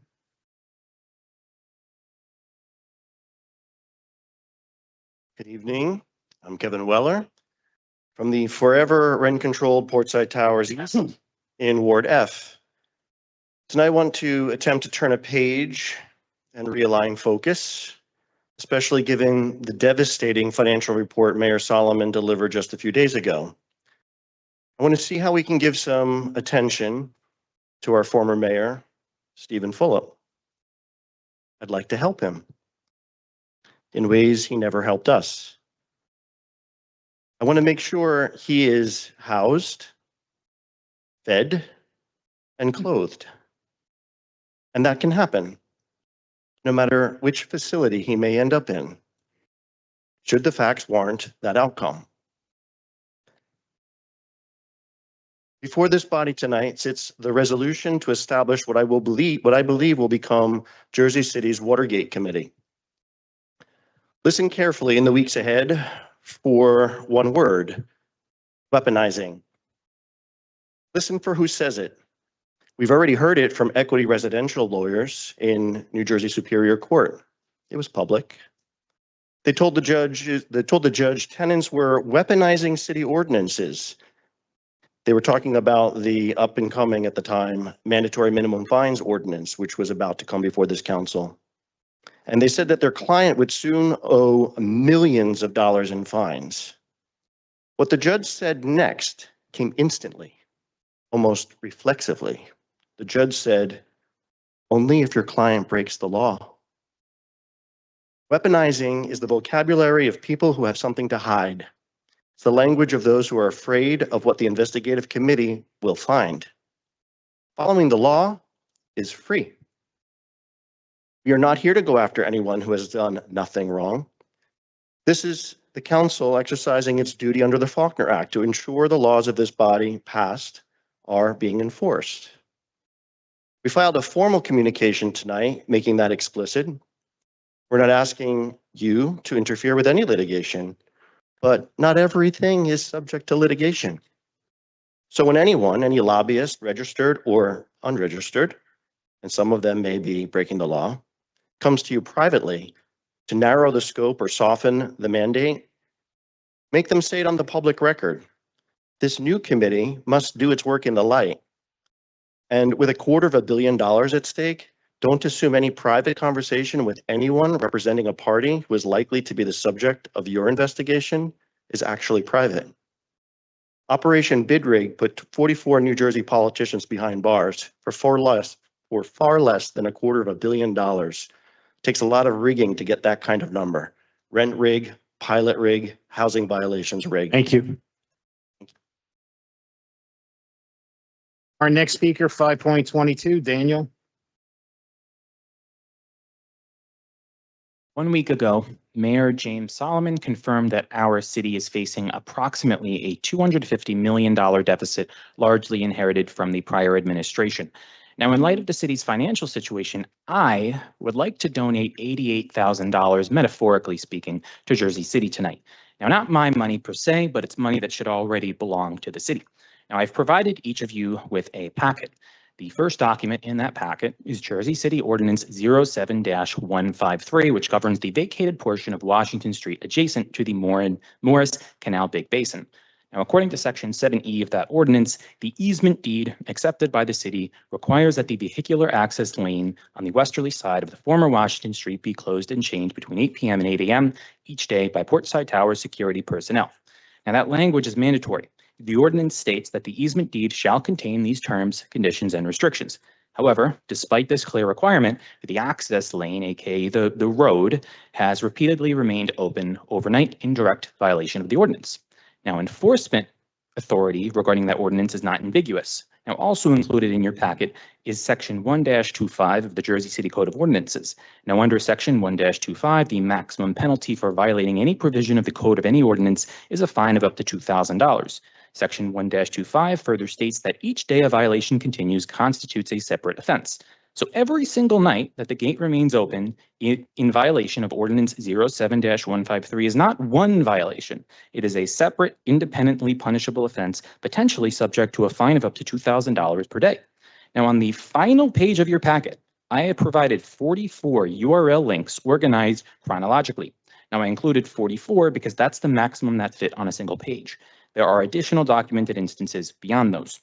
Each link directs you to a See-Click-Fix ticket that includes a timestamped report and a photograph showing the access lane open during the required closure period.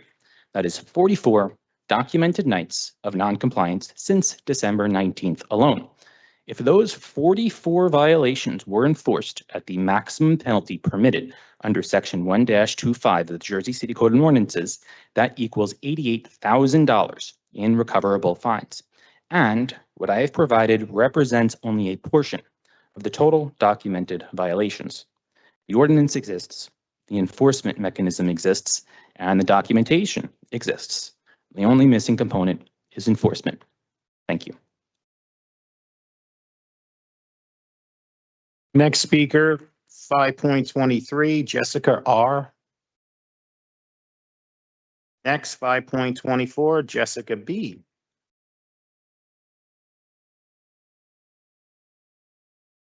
Evening, City Council. Over the last 3 years, this group of tenants and the tenants beyond that you don't see tonight have experienced a lot of change: evictions, displacement, unsafe conditions. Organizing and fighting for tenant rights has been empowering and motivating for me, for our group, for Kevin, Michelle, Joel. At the same time, both of our mothers, Kevin and mine, were fighting for their lives. Both were diagnosed with cancer. My mother, Georgia, passed last July, and last week, Kevin's mother, Evelyn, died.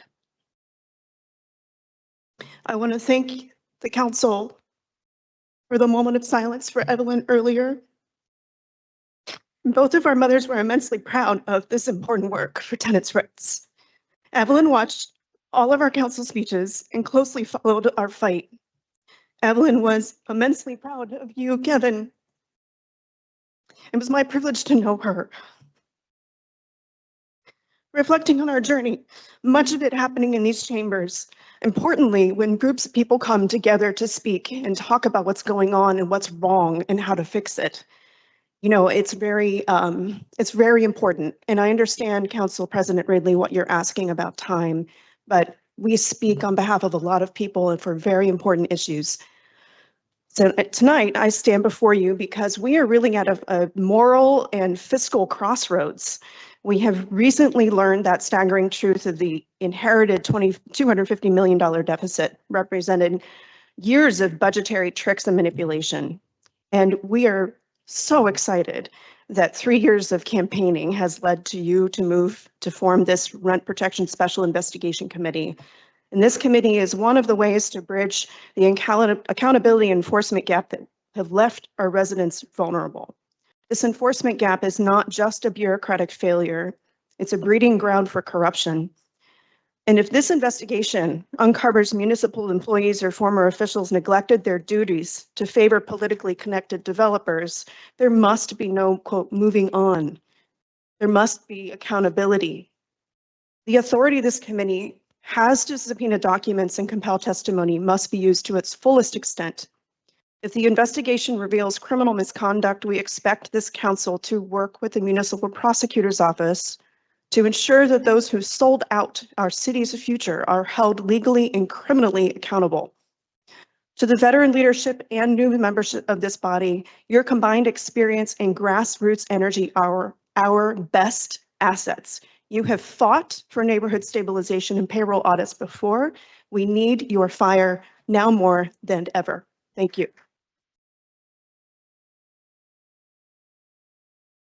Next speaker, 5.25, Renetta.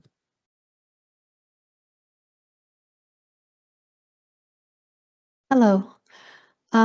Very happy to see new faces here today. You have no idea how frustrating was the last city council, but that's why they got voted out, right?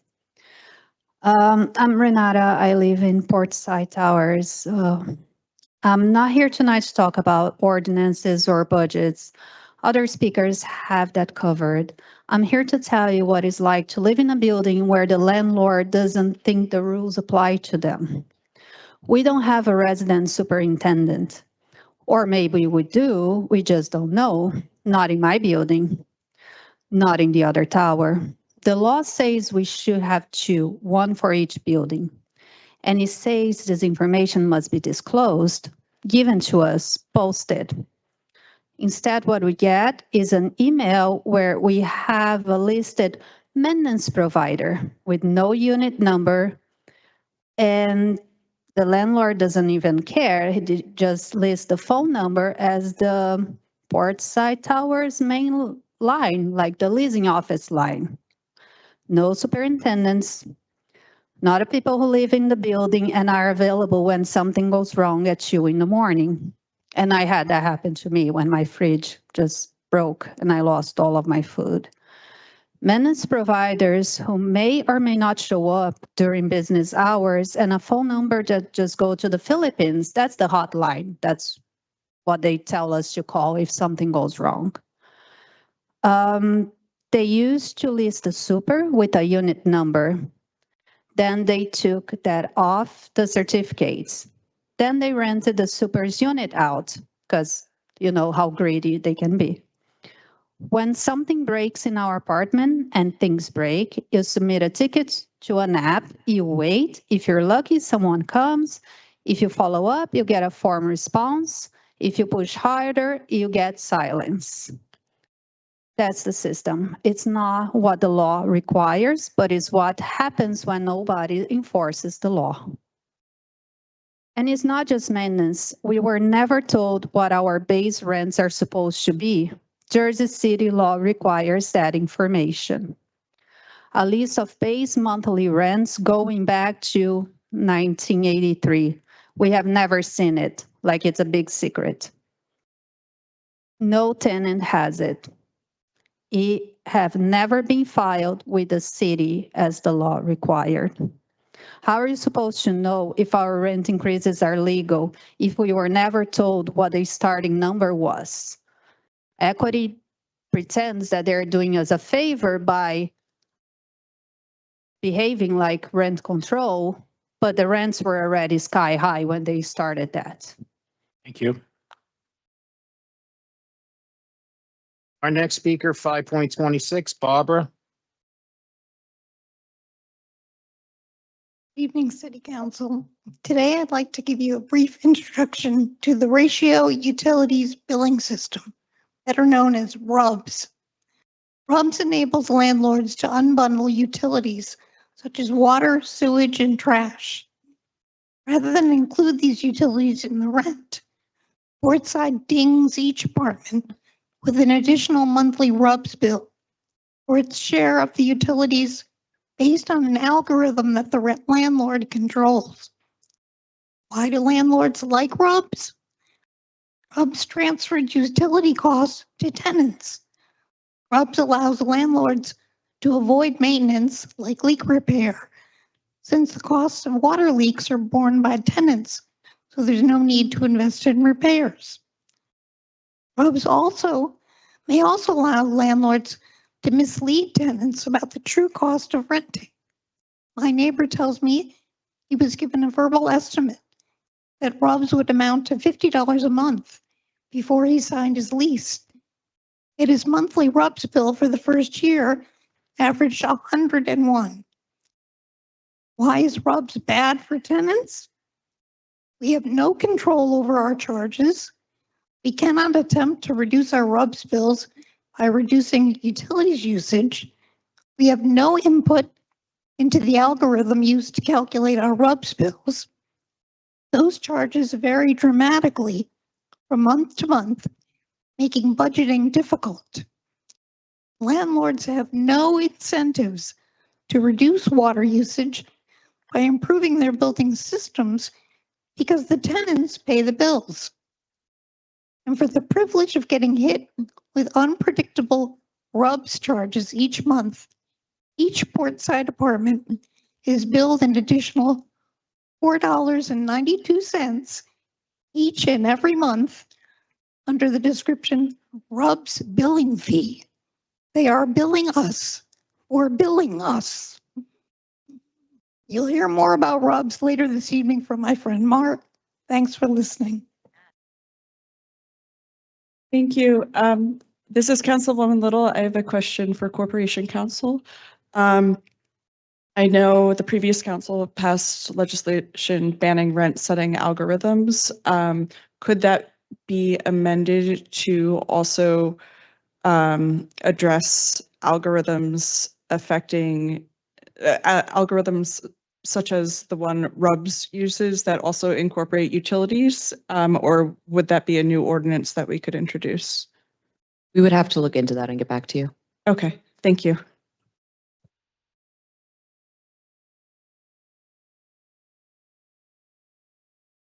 Okay, our next speaker, 5.27, Connor.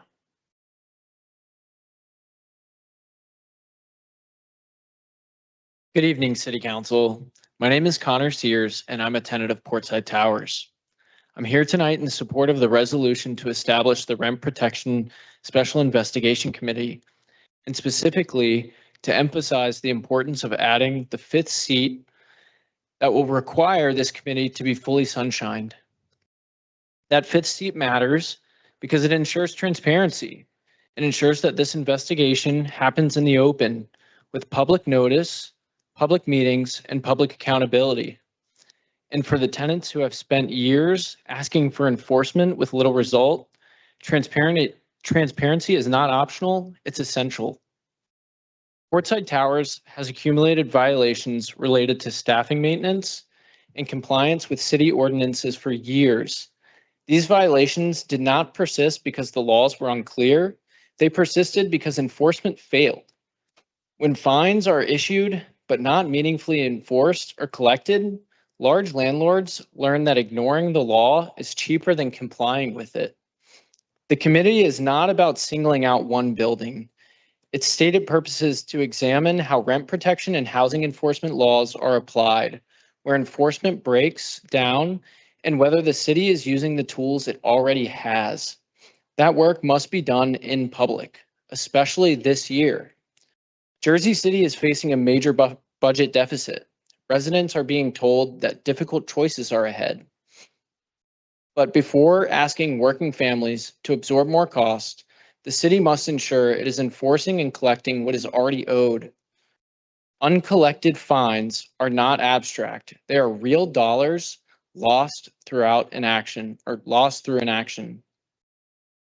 By adding the 5th seat and sunshining this committee, the council sends a clear message. Enforcement failures will be examined openly, accountability will be applied to large landlords, and tenant protection laws will be taken seriously. As a Portside resident, I urge you to vote yes, yes to the committee, yes to the transparency, and yes to meaningful enforcement. Thank you for your time and your service to Jersey City.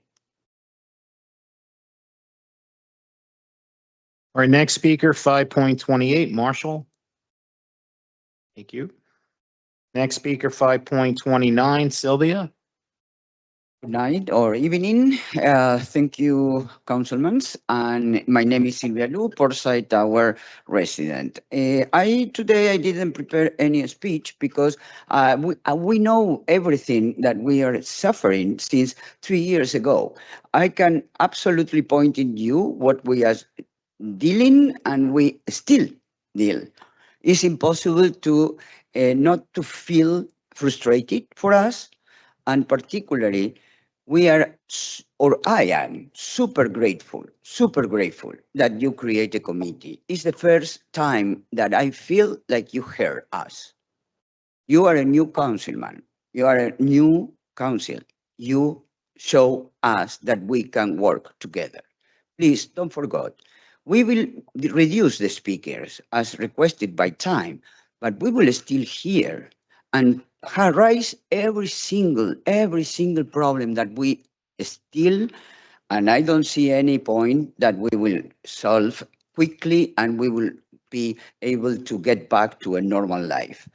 Thank you, and I'm trying to get a less time as possible. Thank you. Our next speaker, 5.30, Mark.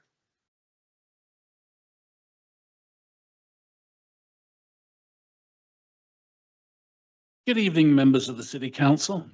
First, my apologies for missing your first two meetings. I'm usually a regular in these chambers, and you'll certainly be seeing a lot more of me in the month.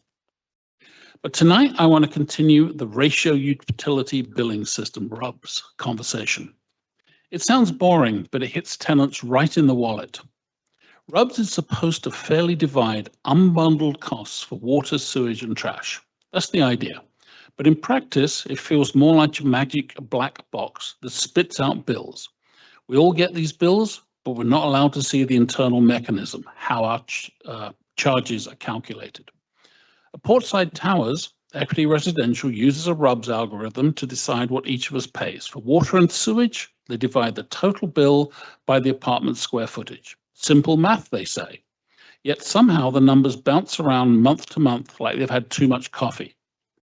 You can see this from the handout, showing the charges for my apartment over the last year.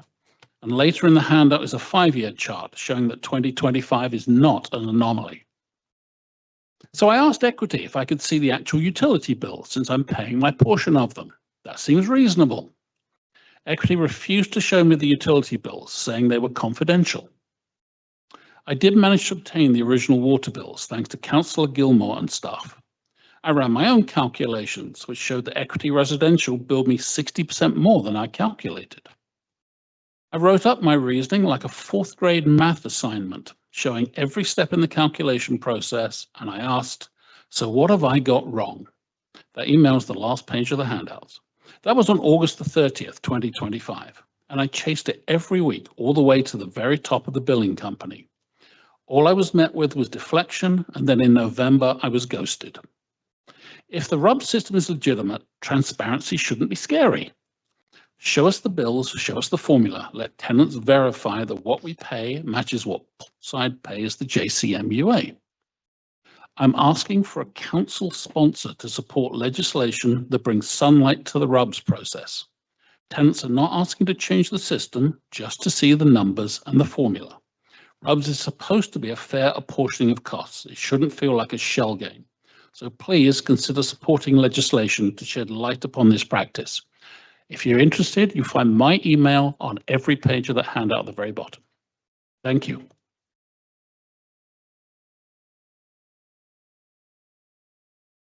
Our next speaker, 5.31, Suzanne.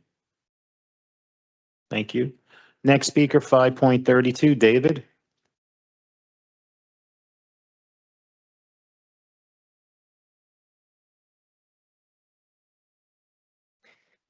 Good evening, Council President Ridley, members of the council. Hear me? There's a slogan in 12-step, progress, not perfection. And I'm going to tell you a secret about 12-step, which is the slogans, not the steps, but the slogans are useful for pretty much everybody, whether you're an addict or not. And that applies to this. And this is the way I'm thinking about this new council. That I'm not expecting, and I think nobody from Portside is expecting perfection. We're not expecting that, years of malfeasance can be just swept away overnight, right? And I'm not going to jump down anybody's throat if things are moving a little slowly, or even if there are missteps, along the way. It's fine. But at the same time, I do expect to see progress continually. And I actually believe that you can do it. And we're counting on you to do it. So I think that Opening the special committee could be a great way to start. To your point, Council President, I'm not going to repeat all the different issues that other people have spoken about. Just that this is what I'm hoping for, is just continual progress. Thank you.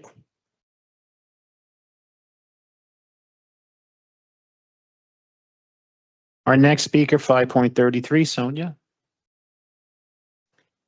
Good evening, Council. I was so excited to watch the past two meetings, which I unfortunately couldn't attend. What a new world we live in. One that's defined by mutual respect, interaction, and support. You have no idea really what that means to me. The past 50 times I spoke here, I was ignored. So thank you in advance for being different. At the same time, a look back might still be helpful. When I look back, I often think if someone shows you who they are, believe them the first time. I want to start by acknowledging something important. I really appreciated the self-reflection shown by our new mayor, James Solomon, during the statement about Jersey City's $255 million budget deficit. He said he wished that he had done more to prevent this. From my professional work as a coach, I know how rare it is for people, especially those in power, to critically look at themselves. That matters, and it deserves to be said. At the same time, we also need to be honest. For 3 years, this group has been coming to City Hall to raise serious concerns about unenforced laws, about the city administration looking away while mega landlords imposed illegal rents, about highly questionable actions and money flows. We didn't whisper these things. We didn't say them once. We said them over and over again. And a few of you were in this room, in this very room, each and every time. Frank Gilmore, Denise Ridley, and yes, James Solomon as well. Countless times we have talked about the hardship that Fulop's and the former council's actions and non-actions put on residents. We have spoken about how families were pushed out of our city, how people became homeless. We've laid out the numbers even. None of this was hidden.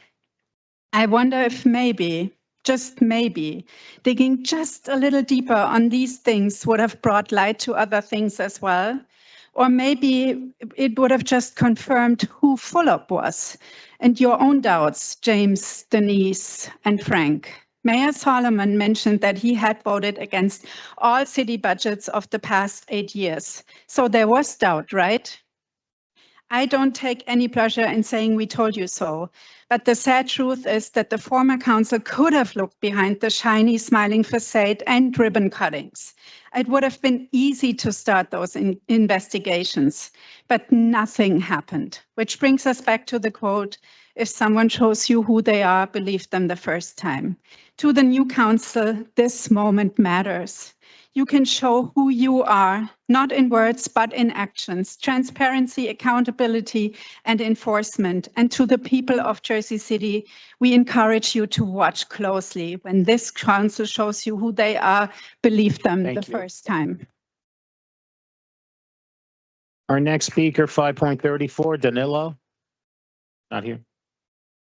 Next speaker, 5.35, Brendan.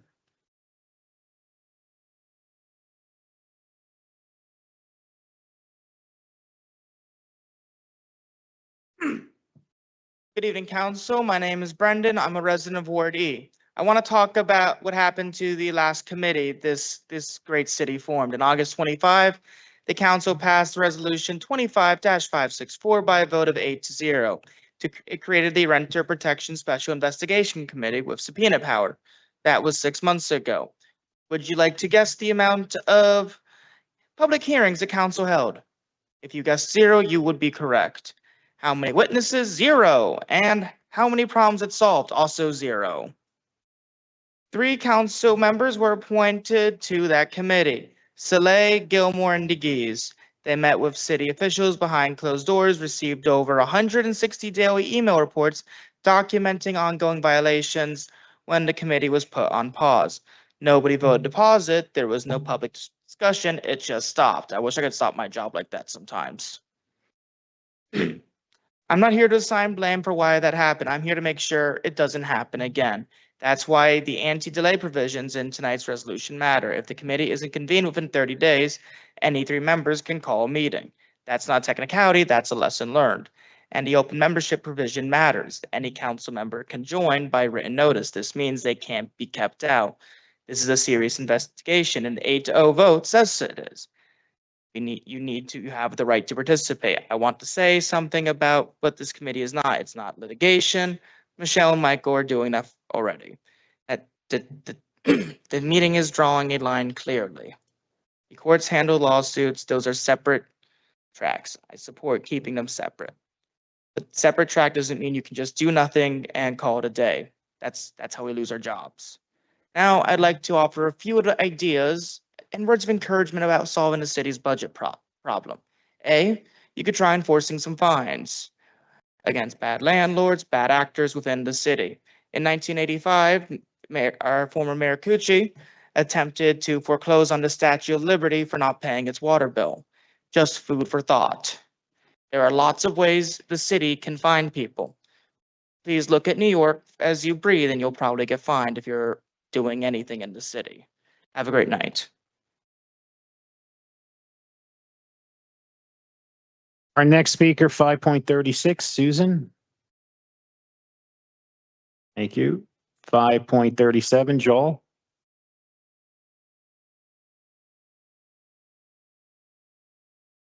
Good evening, Council. My name is Joel Rothfuss, and I am a resident at Portside Towers. Like several others, folks haven't been able to be here for the last 2 meetings. Welcome to the new council. We really look forward to working with you in a constructive manner. Imagine you live in a building and the smoke alarm goes off. You call the fire department, they don't come. You call again the next day, and the next, and the next. You file formal complaints. You email every city official you can find every single day for over 250 straight days. And instead of putting out the fire, someone walks over and pulls out the battery from the smoke detector. This is what's happened to us. Since July 2022, our tenant associations have documented enforcement failures to the city. On January 8th, a municipal prosecutor told the court that Director Richardson's office had verified our landlord's compliance with disclosure requirements. The city's own records prove that was false. Based on that statement, our landlord avoided $142,000 in mandatory fines from 71 adjudicated guilty pleas, and it obscured the larger consequence. Under Chapter 260, our landlord has not qualified for any rent increase since at least 2016. That's pulling the batteries out of the alarm. To our new council members, welcome. And this is the same pattern behind the $255 million deficit you inherited. In February 2020, the city's CFO, Lubna Munir, was ordered to complete the annual financial statement without completed bank reconciliations. Complying would have required falsifying the records. She refused. She reported to the state that the prior year's statement had already been submitted with false cash positions. She was terminated. The city spent $475,000 to settle her lawsuit and make sure that they bought her silence.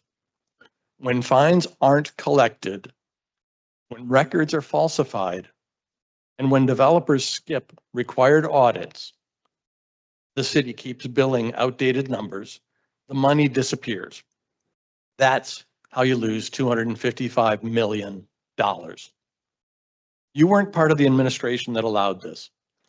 You have fresh eyes and clean hands. On January 15th, you took an oath. We're asking you to honor it. Put the batteries back in the alarm. Answer the alarm. Thank you.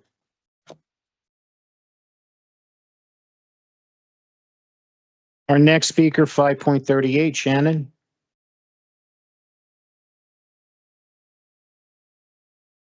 Good evening, Council. My name is Shannon. I'm a resident of Ward F.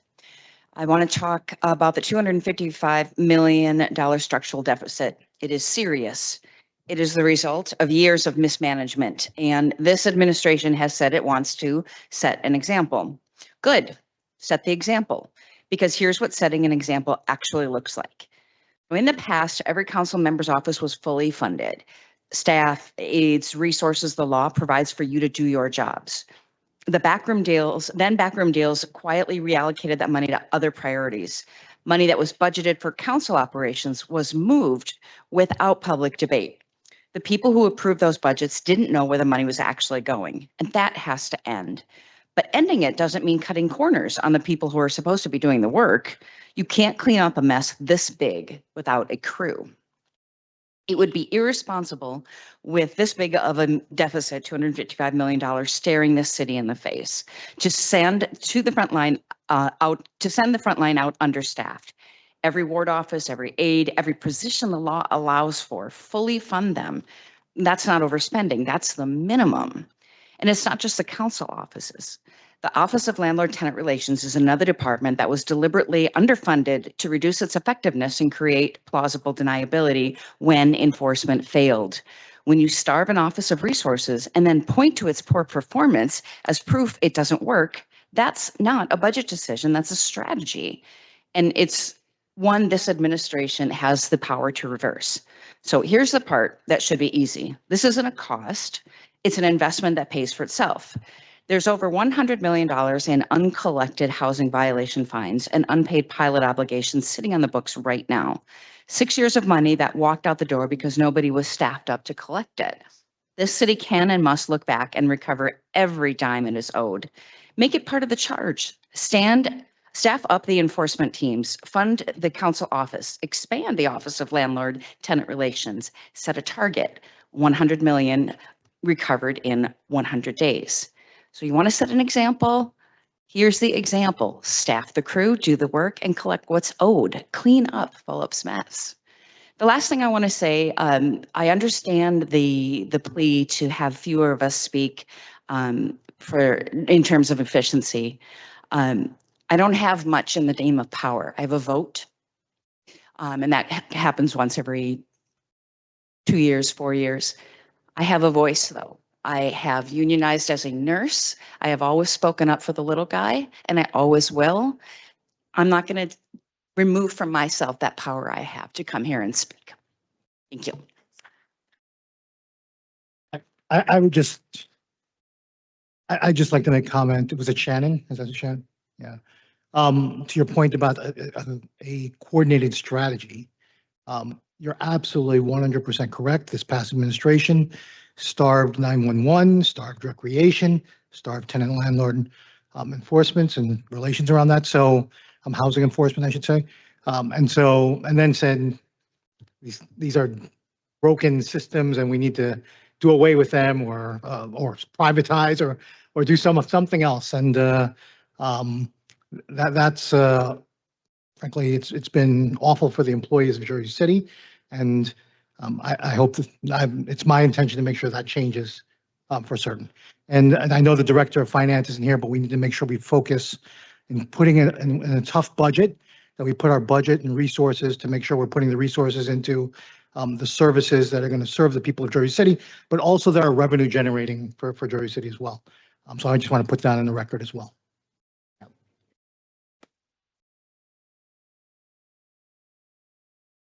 Our next speaker, 5.39, Mel.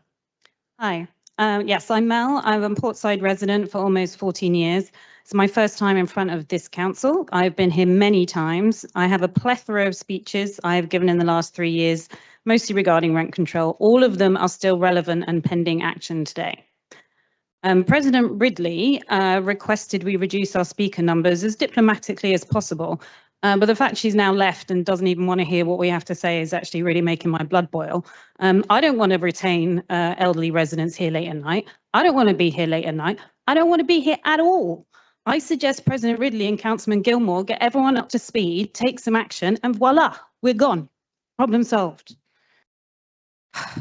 Okay, so I'm pleased to say that I was heartened to see the engagement and enthusiasm of the new council during the last couple of meetings.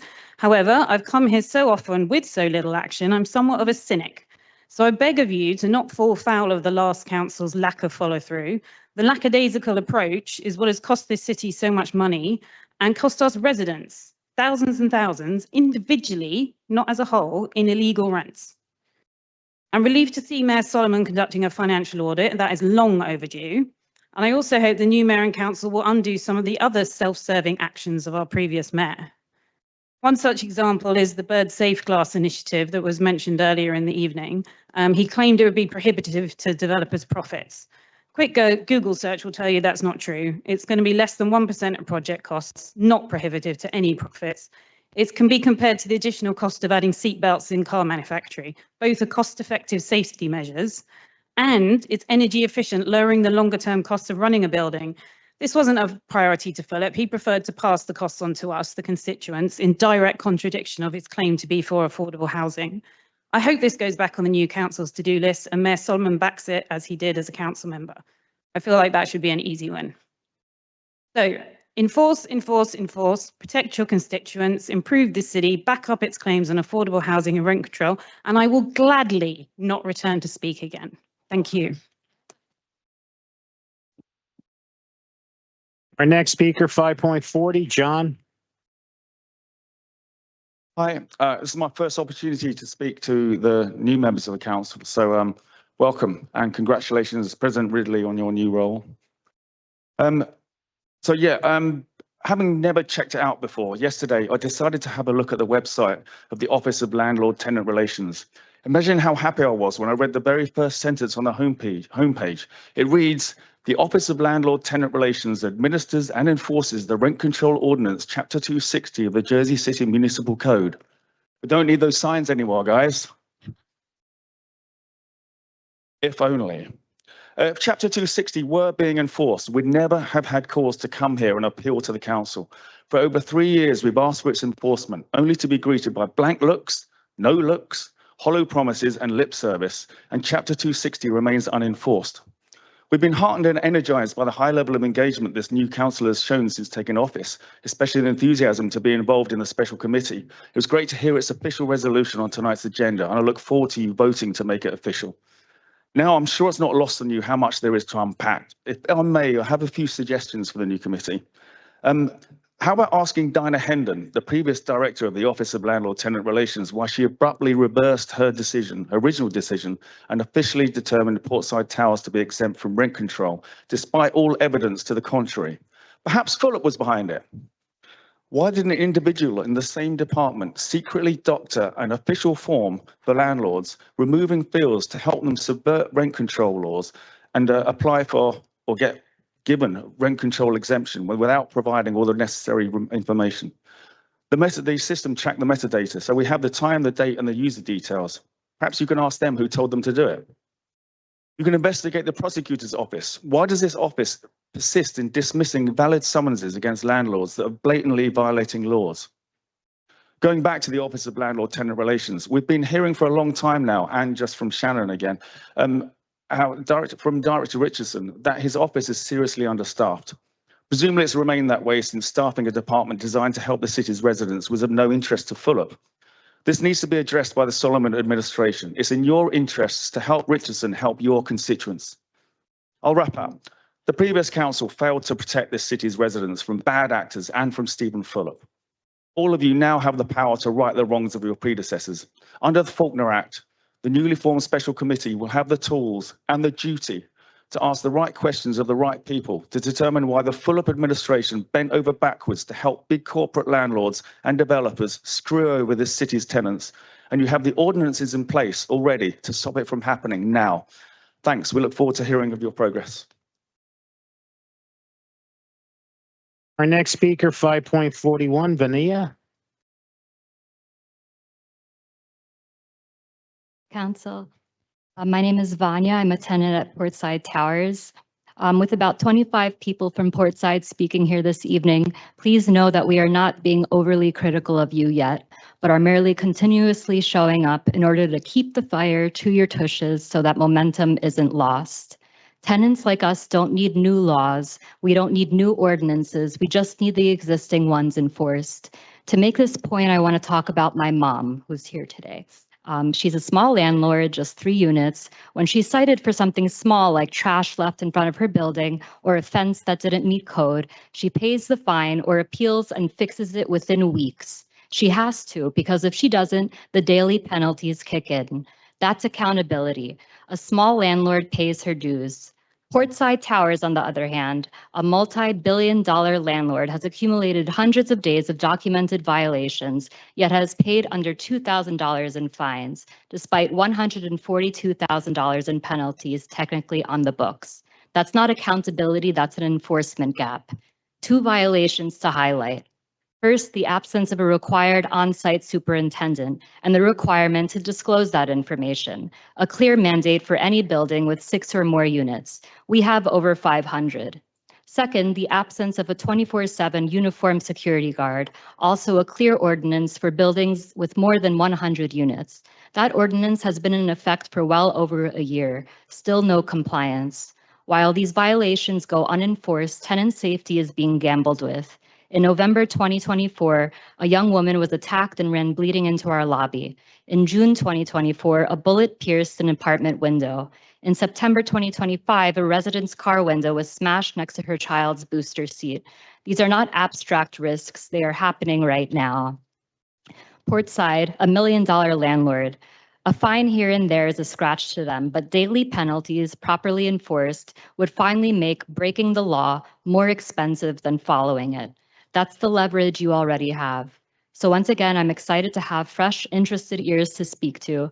Please use your office to ask the hard question, why are existing ordinances not being enforced and why are penalties not being applied as written? And I'll close where I began. If my mom with 3 units is expected to promptly fix a fence or trash violation under threat of daily penalties, then surely a landlord of Portside size should be held at least the same standard, especially when the violations affect public safety. Thank you. Our next speaker, 5.42, Suvi. Good evening, City Council. My name is Suvi Huikuri and I'm a Portside tenant. With Valentine's Day just away a few days, I frame my remarks around it. We saw how engaged you were at the last council meeting and we appreciate that. You asked thoughtful questions and took the time to understand our concerns. We felt heard and we felt cared for. So consider genuine appreciation as our Valentine to you. And with that comes genuine expectation. We expect that you are on people's side. I have 3 little boys, one of them very disabled.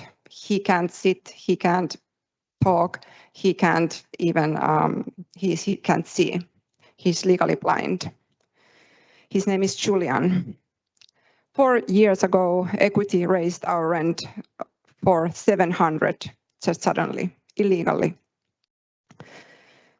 Considering we pay this every month since then, they've illegally taken about $40,000 from Julian, from my son. I cannot afford all his therapies he needs because of this financial loss. These therapies are life-saving for him. He needs them to live. For Equity, it's just additional money they managed to steal. Chelsea City is facing a projected $250 million budget deficit. At the same time, large corporate landlords, Equity Residential among them, have incurred significant fines that remain unpaid, as you know. Holding them accountable isn't just about fairness, it's about fiscal responsibility. It's about whether renters feel protected by law, whether this city keeps its promises to the people.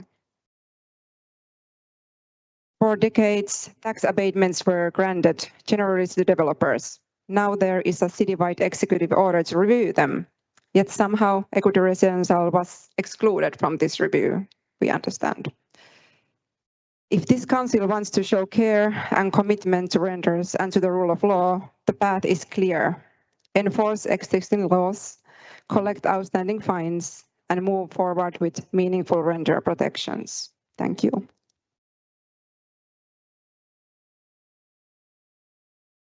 Our next speaker, 5.43, Michelle.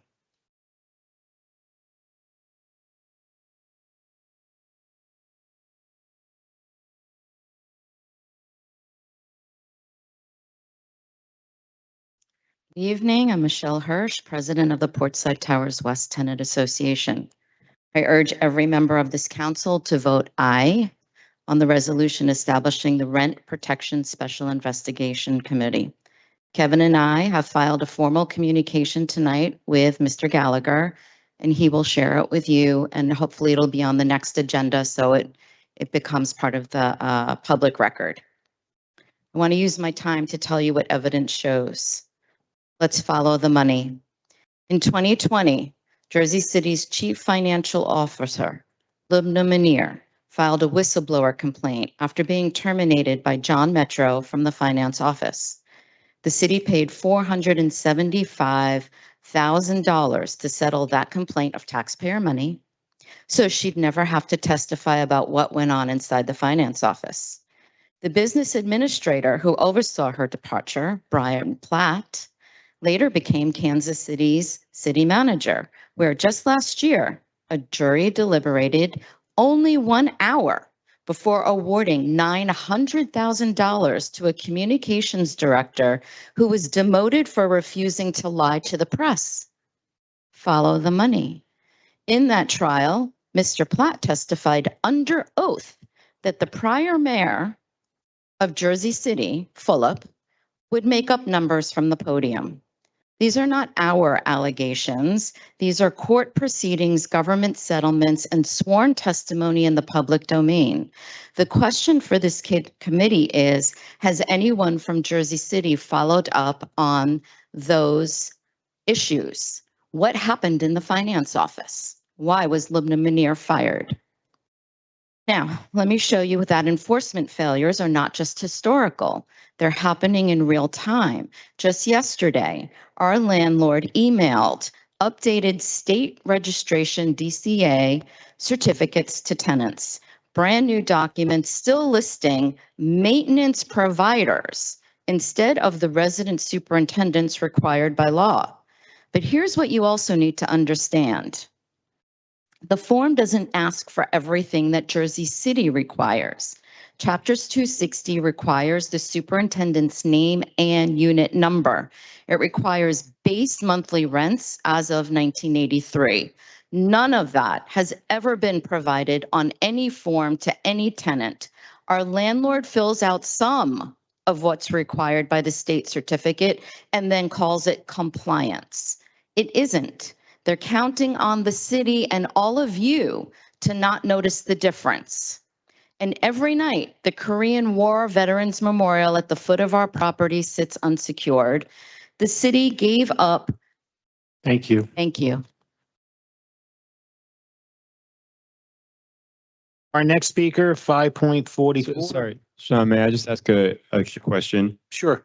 Thank you. Just new guy questions. I have some questions about enforcement. The responsibilities of landlord tenant to enforce 260 as opposed to the responsibility of the municipal prosecutor. Just where does the buck directly stop? I want to get my head around that. As discussed, mostly Office of Landlord Tenant deals with violations of 260. There's also different violations that the municipal prosecutor and also code compliance will issue. But I will say landlord tenant is mostly 260 violations. Okay, great. Thank you. And then landlord tenant is an office within a department, and city council does have the power to remove and to also firmly authorize the appointment of department directors, but not of division or office directors, correct? Correct. Okay, great. And if there were issues with a non-enforcement, as we've known there are, in one of the offices within a department of our city, at what point does the municipal prosecutor take a look at that? Or could they have the jurisdiction to look into this non-enforcement issue and take it upon themselves? They can look at it at any time if it's brought to their attention. Okay, and the prosecutor, that the municipal prosecutor still is Jake Hudnut, is that correct? And he's To the best of my knowledge. Is not correct. Today was his last day, I was told. Today? I was told. Interesting. After how many years? Okay. He was, Okay, so that's helpful information to know that we should be seeing a new municipal prosecutor who could have some say in the non-enforcement of 260, while we also have the opportunity as council to review the leadership of landlord tenant and its umbrella department. Thank you so much for that information. I'm going to follow it up with one more question then. Given that if it's correct, I'm suggesting that today was the municipal prosecutor, the chief prosecutor's last day. What will be the authority of this committee if this committee is passed to be able to question and request his participation before the committee as a former employee? And you don't have to answer that actually right now. You can, that's a legal question I think that needs to be. Thanks.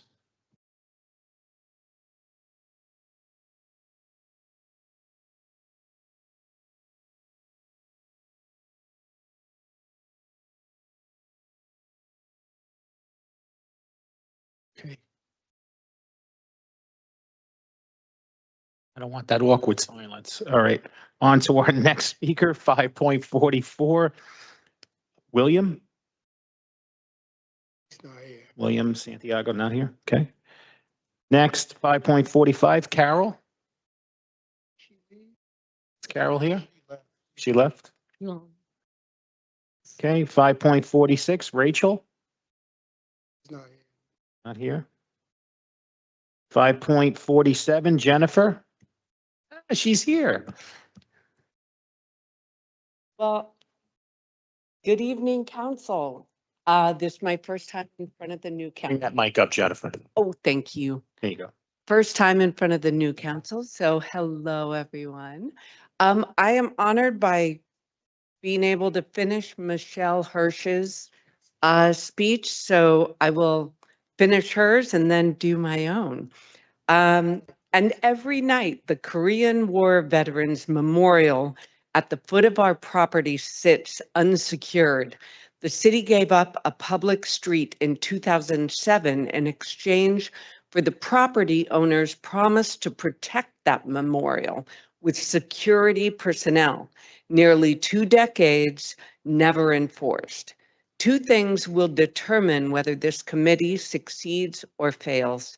First, who leads it? The credibility of this investigation depends on leadership by council members who can follow the evidence wherever it leads without conflicts to manage, their own or anyone else's. The prior committee was put on pause. We cannot afford another one. Second, if you are a current or former city employee with information or anyone else with knowledge of how enforcement decisions were made or how revenue disappeared, please contact blowthewhistleJC@gmail.com. The proposed resolution includes anti-retaliation protections for a reason. Restore our faith in local government. Vote aye. Thank you. Thank you, Michelle. All right. I want to begin on a note of gratitude. The tone in this room feels different.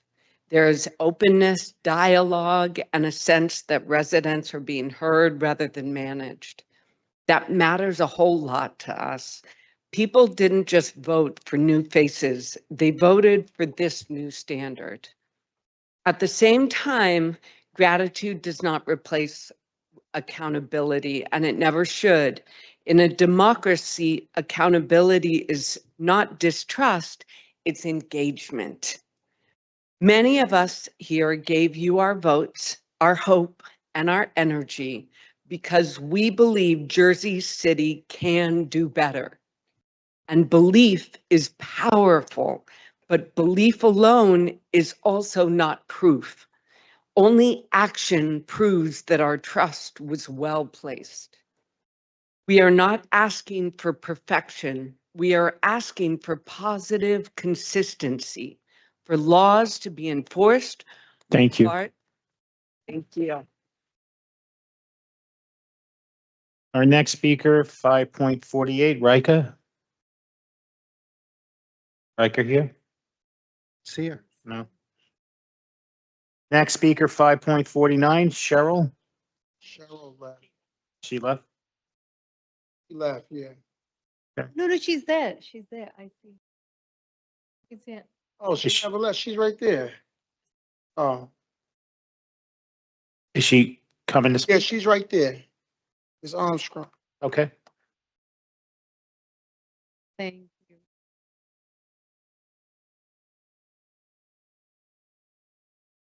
Good evening.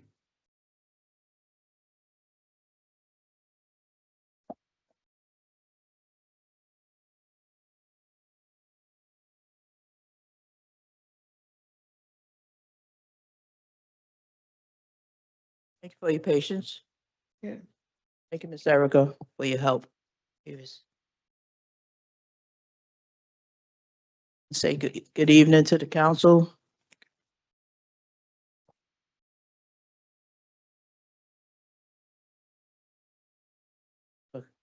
Erica, you allowed to come stand by me and read this for me? Because I forgot my glasses. I don't know what I did with them right now. Good evening to all. It says, "Good evening. I acknowledge God, Mayor James Solomon, and all City Council. My name is Minister Cheryl Armstrong Davenport. I'm a longtime born and raised resident of Jersey City. I reside at 98 Clerk Street, Jersey City, New Jersey, 07305. My purpose this evening concerns the latest Jersey City Financial Emergency Report dated February 4th, 2026, property taxes, and those increases that led to the tax appeals and water bill, JCMUA. Page 1 and 8 says Jersey City faces a full-blown deficit of 250 million or higher than New York City. Wow. Page 2, mismanaged money. Can't get that back, previous mayor. Page 3, city reserves depleted. Page 4, people over politics. Page 3 refers to tax appeals. Page 14, turning property taxes into water taxes in the present and future. Tax appeal. Is there another way or new way to put money back into property owners' hands or tax bill? Page 19 and 20, as you move forward, remember the long abiding senior citizen property owners. We have already given too much. Where and when will the relief begin to show? Homeowners, how do you plan to help the suffering taxpayers of residences? If there were no property owners, there would be no tenants. Does the BOE have anything to do with this great deficit? We as property owners should not have to sell, move, or relocate because of what happened here in this city. Thank you for hearing my voice. This is previously from some life events, World Trade Center. I was unable to stay in here like that. I had to go in there and get something to eat and some water. So Miss Erica assisted me. She was getting ready to, I said I had to go home. I was getting tired and she took this paper. She did her job and her duty. She helped me. Kind of exhausted right now, but I just wanted to present myself to you. Congratulations to all the new candidates and the council people. I believe in integrity. When I was a child, we had jobs. I have time on the clock. I had jobs with CETA, and I work with law in different environments. And I'm retired from the World Trade Center. I'm glad to be here today to tell the story. Thank you for your time. Thank you. You.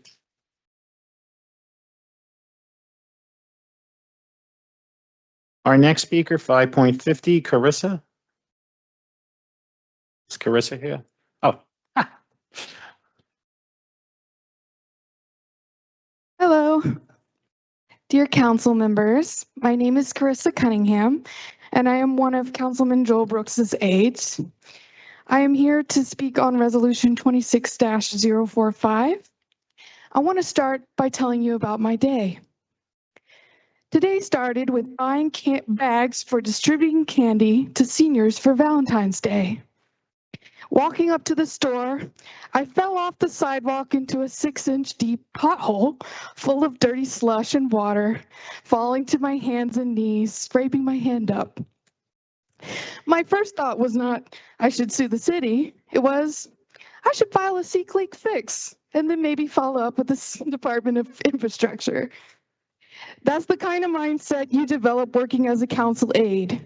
We are faced with the sometimes mundane, sometimes dramatic problems of Jersey City, and we're expected to make the city work for people. Once I got back to the office and filed the C-Click fix, I check in with a group of tenants our office has been helping fight their landlord. Their landlord turns off the water regularly, has not ensured heat is always on the building. There are mice and bugs in the building. There is no super on the premises. I helped them read through their rent registration logs to see if they're being overcharged on their rent. Next, I called an elderly woman who is being targeted for illegal eviction by her landlord. I call her every other day just to check on her. She's scared she'll lose the only home she's had for the last 45 years. Next, I reach out to the Department of Housing, Economic Development, and Commerce to help a small business owner get clarity about his certificate of occupancy. After that, I confirm the speakers for a Know Your Rights training our office is hosting to prepare our neighbors for the eventual ICE crackdown that is beginning in Jersey City.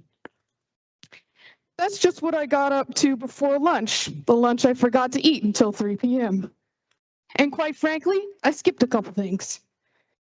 Council aides are workers, essential workers, who are working hard to take care of your constituents. For many residents, we are the people they reach out to when they feel there is nowhere else they can turn. We research and write policies that benefit the entire city, for you. We must be fully staffed so that we can keep up our ever-increasing needs of our constituents and help you legislate in response to those needs. I call all council members, for the sake of your constituents and your legislative goals, to fully fund your staff. Thank you so much.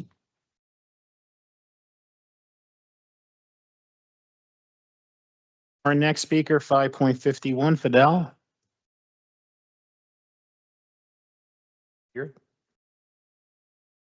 Next, 5.52, Glenn. Glenn's not here. And last but not least, 5.53, Lorraine. Lorraine is not here. Okay.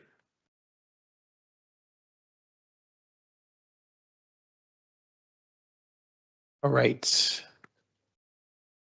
That will conclude our public speakers list. Motion to close the public speaking. No, we don't need to do that. We don't do that. Councilperson Gilmore is trying to keep me on my toes, and I appreciate it. All right, on to our petitions and communications, items 6.1 through 6.27. Any questions or comments? Hearing none, there are no officer communications. Any questions or comments on report of directors, 8.1 through 8.15? Yes, Sean. On 8.1, I just want to point out this executive order was just tweeted about from the former mayor, and as you explained to us graciously last night at caucus, was not actually properly delivered to the clerk's office, which is why we see it in our reports of directors tonight. And I know that the mayor's office is reviewing all of the former mayor's executive orders, including this one, but I just want to strongly urge the retraction and revocation of this executive order by our current administration, as it conflates anti-Semitic discrimination with the movement for boycott, divestment sanctions against Israel, and pretends as though there is no precedent for our community to make a statement that stands up against apartheid.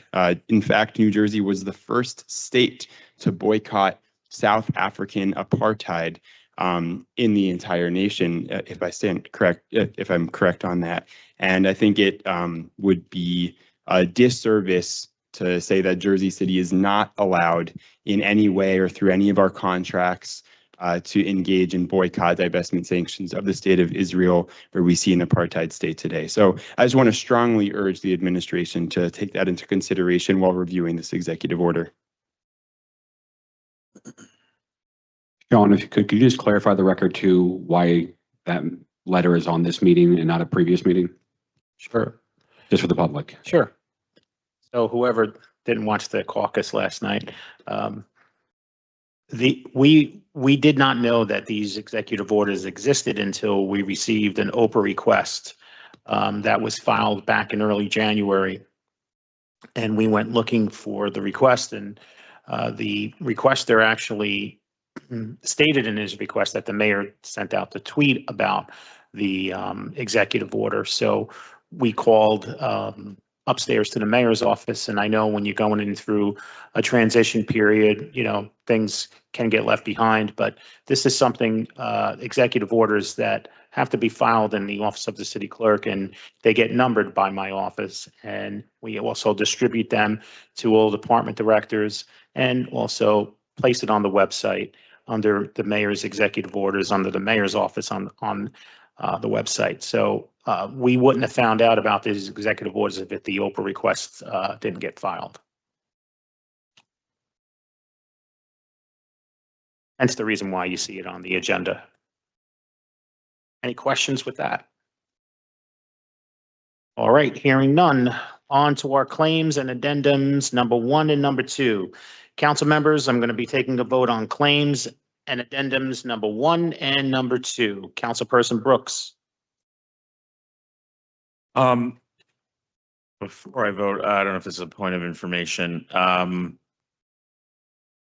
Agenda items 9.2 and 9.3 were not on the caucus agenda last night. Is that correct? That is correct. But as soon as I received the addendums, I republished the agenda and I received them. I don't know exactly what time. It was early this afternoon, and I republished it so the council members can at least take a look at the addendums number 1 and number 2. Thank you. And I guess this is a question for the business administrator. If either 9.2 or 9.3 is defeated or carried, what would be the implications of both? They wouldn't be carried. They'd have to be posted potentially on the next meeting. I don't know specifically every item that's on there, but if a item had a deadline to be paid and wasn't paid, then potentially the city could incur interest or, you know, closure notices, things of that nature. Sure. I mean, 9.2 is a total of $103 million. Am I reading that correctly? That's what I see. That is correct. Okay. And 9.3 is almost 13 million. That is also correct. Okay. I'm like Captain Abstain over here on the claims, but I think it's worth having a conversation with the public viewing that, I mean, these are significant expenditures, not denying the legitimacy of any of them. And I don't feel comfortable. Actually, I have a few questions. With regard to 9.2, all of this, is any of this or all of this part of the fiscal year 2026 budget, or is it expending unexpended funds from 2025?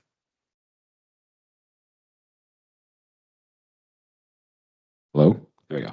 Most of these look to be 2026 expenditures. Again, as a reminder, the claims are things that have been previously authorized by the council, whether through all resolution or through a temporary budget. These are things, regular bills that the council has to pay. So it's not new items. It's not items that haven't been discussed publicly at some point in time. It's just merely us paying the bills once they come in after a resolution or temporary budget or, final budget has been approved by the council. The law is they always have to go before the council. It's almost like the second chance you get to see them. But again, I understand your concerns. The reason why addendums exist is that bills come in late, items come in, at different times. Our finance department always tries to pay them, as quickly as possible, given the concern that the city's in. Obviously, we put the deadline for Friday because we want to get most items there as possible for you to see.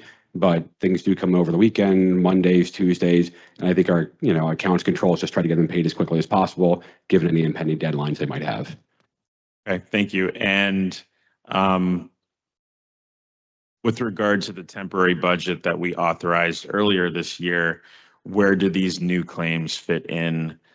Does that increase, is that encompassed in the previous number, or probably not, I would imagine, but. Any items that are played through claims would not increase the temporary budget. Once you vote on the temporary budget, the only way that it can increase is through council action. So these do not affect that. These would either be, reappropriations that are paid from the 2025 budget with any surplus or excess funds the city have, or they would be part of the already authorized money for the temporary budget. And so when we vote, you can stay seated, Peter, it's okay. Yeah, it's up to you. When we vote on the final budget as submitted by the administration, that will encompass the claims that we have already voted to approve and pay. Is that correct? The final budget would encompass potentially new claims. So these claims would be things that are already authorized through the temporary budget, or again, through appropriation transfers or things that the council has authorized. When you authorize the final budget, you're saying, for instance, the clerk's office, sorry, Sean, the clerk's office has X amount of dollars to pay for contract, professional services, whatever it might be. And these claims come up through a matter of business through those payments. So you might not see a contract that's under the certain purchasing amount. If it's over the purchase amount, you would see it, but it might be $10,000 for a licensed software that Sean needs. Someone has to pay that bill, pay that claim. It's authorized to the budget, and then it's paid for through the claim. It's processed. If it's a higher amount over the purchasing threshold, that requires council authorization, either through an RFP, RFQ, or similar kind of action. Okay, thank you. And Sean, you asked for a vote on items 9.1 and 9.2 only. Was there any reason excluded 9.3? No, I didn't exclude any of them. I don't call them 9.1, 9.2, and 9.3. I call them claims and addendums, number 1 and number 2. So number 1 and number 2 is 9.2 and 9.3, I believe. Okay. Yeah. And I can vote now? Yes. Well, Unless you want to have a discussion before everybody votes. I think I defer to my colleagues if they have questions. Love to ask questions now, if that's okay. Sure. Sorry. Do. So this seems like, both council meetings where we have had a caucus. There was a caucus the day before, and yet there were still some late items added. And Sean, you mentioned that you published the agenda on the website again. I would request that going forward, that you email us also when these late items are added, because I understand that these claims can come in at any time, but like it does seem to be a pattern that there are some pretty substantial claims coming in the 24 hours between caucus and council, and that I would really like to avoid that, and if at all possible, I don't know to what extent it is possible, but in the city departments, if we could make every effort to have these on the caucus agenda going forward, and if there is a change between caucus and council, if we could be emailed instead of having to refresh the website and scroll down. Yeah, not to put it all on Sean, I'll have the finance department, if they do make changes or propose making changes, I'll have them email it to you directly. That way you're not getting it third hand, or if Sean is busy, it's not delaying it. I guess. Thank you. For me, Peter, the bigger question is how does something happen like this? Because I would imagine the people who want their money to the tune of 9 million, or all of those people, that they would have been in communication with the entity in which owed them money. So I guess my whole point is there has to be a level of communication where this is not, a last minute. I get it. We signed the contract. We got to pay the bills, but there's an order and a way in which things should be done. That way, when people seeing it, they're like, oh, what's this? I didn't know about this, or whatever. Because it just holds everything up. I agree, Councilman. That's why I have expressed very sternly to the finance department that we're trying to get as much of that possible by Friday when we publish the agenda. That way the council and everyone else has much time to review it. There will always be some kind of fluidity with it, just because the vendors themselves, provide this information. So it's not always, I don't want to blame the finance department. Sometimes they are behind on sending these bills, especially with, legal type things where they might not be billing us as frequently as they should be, or a vendor might have had amended bills they're sending us. So it's a very fluid process. The finance department does make sure they stay within the contractual allowed obligations. However, they might send us a bill one day and then 2 months later say, oh, wait, we messed up. We actually should have sent you a bill for that kind of stuff. And they have to review it. Most of the contract amount, the finance department will eventually approve it, but it's not always, like your cell phone bill where every month you get it the same amount. We can predict it. These are very fluid bills.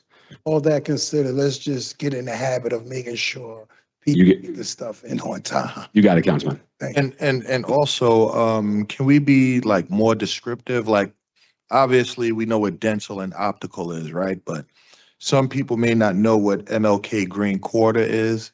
And it's like a $81,000 price tag on that. And then, we have HR paying $2,200 for cocktail tables. Like, what was the reason for that purchase? We want to keep track of. Well, the descriptions are based on what's allowed by the software when they put in the billing system. So I don't know if they can add descriptions to that. I can ask them. Okay. We might be limited to what the software, allows us to code these things as. Okay. Thank you. On that note, I mean, if there's any way that the software can be, tweaked to reference the ordinance or resolution that corresponds with the council's authorization of that payment, that would be really helpful as a way to go back and cross-check and make sure that the claim we're now authorizing to spend money on is consistent with the amount that was originally authorized. I'll ask that, but I don't know if it has the capability. Usually it's done by account number. Okay. So it'll say, this payment per this account. That account number is, of course, tied to an ordinance, but I don't know if it can do that leap to kind of connect everything for us. Okay, yeah, that'd be great to know. Thank you, Pete.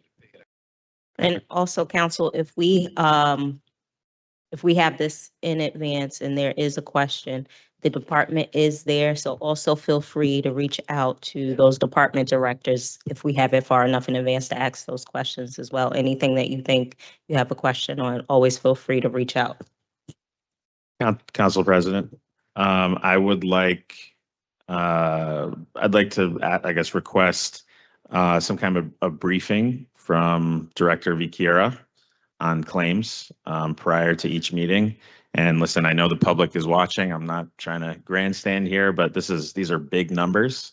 And we had, most of us stood here with the mayor with his very detailed presentation.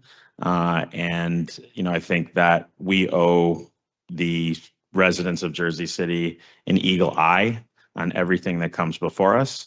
And I can't give an eagle eye to $109 million with less than 3 hours before I vote on it. So I'm just speaking for myself. So I guess my request would be for a briefing from Director Vikiera on all claims going forward. So Peter, when we set that meeting up with Bill, please ask him to be prepared to discuss claims and explain the software. Councilman Brooks does have a point. We've been told that we are in a budget deficit and that we are in a dire situation. So they are doing their due diligence to comb through everything. So Yep. We can't have it both ways. If we're in distress, then we got to go through it all. Understood. I'll pass it on. Okay, Sean. I'm afraid to ask. No. Take it a vote on claims and addendums number 1 and number 2. Councilperson Brooks. On claims agenda item 9.1, I vote aye. On the addendums 1 and 2, I abstain. So that's 9.2 and 3, correct? Correct. Councilperson Zupa. You're shaking home and you're not yet sure whether you have an independent-minded council. I hope the fact that we argue over the claims section of the agenda shows you that we are obviously very discerning in a way that you deserve. So I'm very proud that we're to be part of this questioning. I'm going to vote yes because the reimbursements, the claims include health care reimbursements for our employees. They shouldn't suffer because of delay in getting this information to us. And Sean, it's not through your office. Thank you for posting when you receive it. But we're going to need from our department directors these bills submitted well in advance of the council meeting and not the Friday before. So I vote aye on all for those reasons. Councilperson Efros. I vote aye on 9.1 and abstain from 9.2 and 9.3. Okay, Councilperson Little. I vote aye on 9.1 and abstain from 9.2 and 9.3 due to the lack of time to review them. Thank you. Councilperson Gilmore. Sean, so quick question, with regards to that, being that some members are voting aye and then abstaining on part of, part of the claims and addendum, what happened if they don't receive the almighty 5 votes? If we don't receive the majority, which is 5 votes, then those 9.2 and 9.3 will be defeated. But does, And But they're all together, though. and those payments will not be able to be made to those vendors and reimbursements to city employees. I mean, I just, this is a note for the administration. If we can have these documents in a timely manner, and I don't even think it's a hard ask, because I just think that when people owe people money, I can't imagine, and again, I don't know, but I can't imagine them entities that's owed money is submitting paperwork. Like, I try to submit my paperwork before I perform the duty. So hopefully we can start getting all that documentation on time. I vote aye. Councilperson Singh. I don't want to hold on to their payments because of our hesitation. So I will vote aye on all 3. Thanks, Sean. Thank you. Councilperson Griffin. I vote aye. Councilperson Lavaro. I admire my colleagues and their scrutinizing this very, very closely, and we should. So I am voting aye on 9.1. I'm going to go a little different, and I'm going to support their call for more information, timely information. But on 9.2, I am going to get granular and do a line item. Can I do that, Sean? You can. Yeah. So I'm going to do on page 3 of 9.2, I'll do the employees retirement system. When you're saying you're voting affirmative? Affirmative. Mm-hmm. For the school bonds, just the M&T Investment Group, both of those. I would just need the ones that you're not voting against. I think it's easier for me to vote. Okay. Just to. I don't have it in front of me, so I have no idea what. Yeah. So it's those 3 items on page 3. It's the retirement benefits, the debt service going to M&T Investment Group. And then I'll vote for all of them on page 4, which includes allocations to the Jersey City Public Schools, the County of Hudson.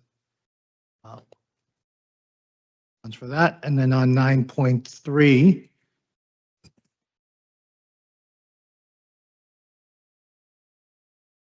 we'll on page 3 of the document, under dental plans, I'll vote for that affirmatively. I'll vote for page 4, the prescriptions on page 4, a little over $1 million.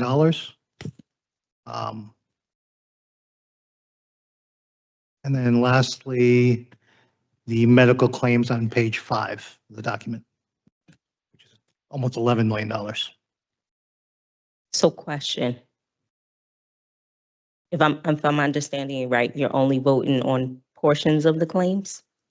I'm voting yes on those portions and no on the rest. I'm sorry. Abstaining on the rest, I should say. Yeah. Abstain. Okay, so Sean, since those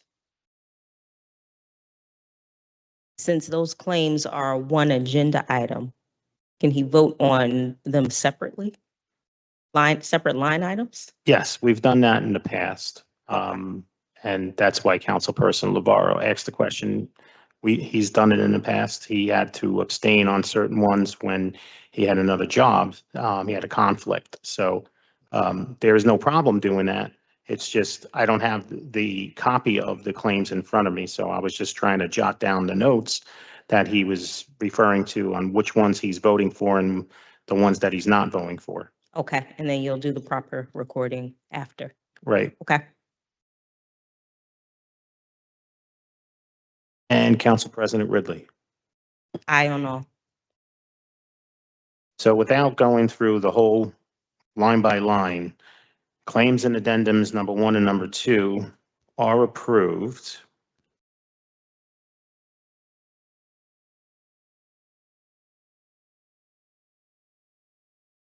I'm going to say a 5-4 vote. 5-0-4 with Councilperson Brooks, Efros, Little, and Lavarro on portions of 9.2 and 3 abstaining. Is that fair? Yeah, I think that's fair for right now. Okay. All righty.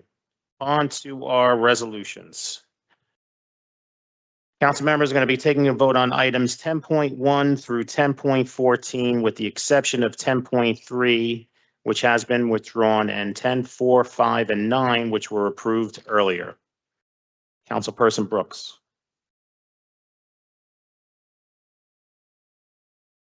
I vote aye on all. Councilperson Zupa. I vote aye on all for 10.10. Appreciate the administration getting us some guidance on that. I'm satisfied that my questions yesterday at caucus were answered, that the administration and this city will not forego getting much needed grant money for our fire department. So I vote aye. Councilperson Efros. I also vote aye. Ditto Councilman Zupa's points. I don't know. Thank you. Councilperson Little. Aye on all. Councilperson Gilmore. I'm gonna vote aye on all with regards to 10.12 and all pretty much of the city contracts. I think we owe it to the taxpayers to try to bring as much services in-house as possible. I really look forward to that transition. So I'll aye on all. Thank you. Councilperson Singh. I vote aye on all. Councilperson Griffin. In regards to 10.12, I believe my colleague Councilman Zupa requested some information in regards to non-payment of employment. Of employees. Different item. Huh? Different item. Not 10-12. 10-18. Is that this one? We're not there yet. We're going from 10.1 through 10.14. That was Adamo. Oh, are we good? Okay. All right. I vote aye on all. Councilperson Lavarro. I know. And Council President Ridley. Aye. Items 10.1 through 10.14, with the exception of 10.3, which has been withdrawn, are approved unanimously 9-0. On to the balance of our resolutions, items 10.15 through 10.25, with the exception of 10.19, which has been withdrawn. Councilperson Brooks. On 10.15, I vote aye. On 10.16 and 10.17, I abstain. And I just think we need to do, I think we need to get our arms around how many cannabis businesses we're approving when some of them are failing, notably 2 in the past month, Jersey City. On 10.18, I heard my colleague with regard to that contractor. This park is in my ward, and I'm sorry to say that I cannot vote for this particular contractor if they have wage and hour violations. Councilman, if I may, to clarify that, I received a memo at about 5 o'clock today from a colleague who was looking down that information. According to the New Jersey Department of Labor website, they do not have any outstanding prevailing wage claims, nor do any of the bidders that participated in that public bid.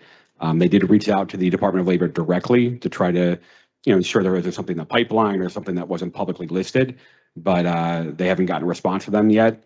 On top of that, for the city, we can verify that there have never been a claim for any of the work they've done in the city. We have a department, OTAC, that actually reviews all those, every contract and every vendor, and we withhold the final payment till we are satisfied and certify that all claims have been paid to all employees. It's a normal process, standard process that we do for every bidder.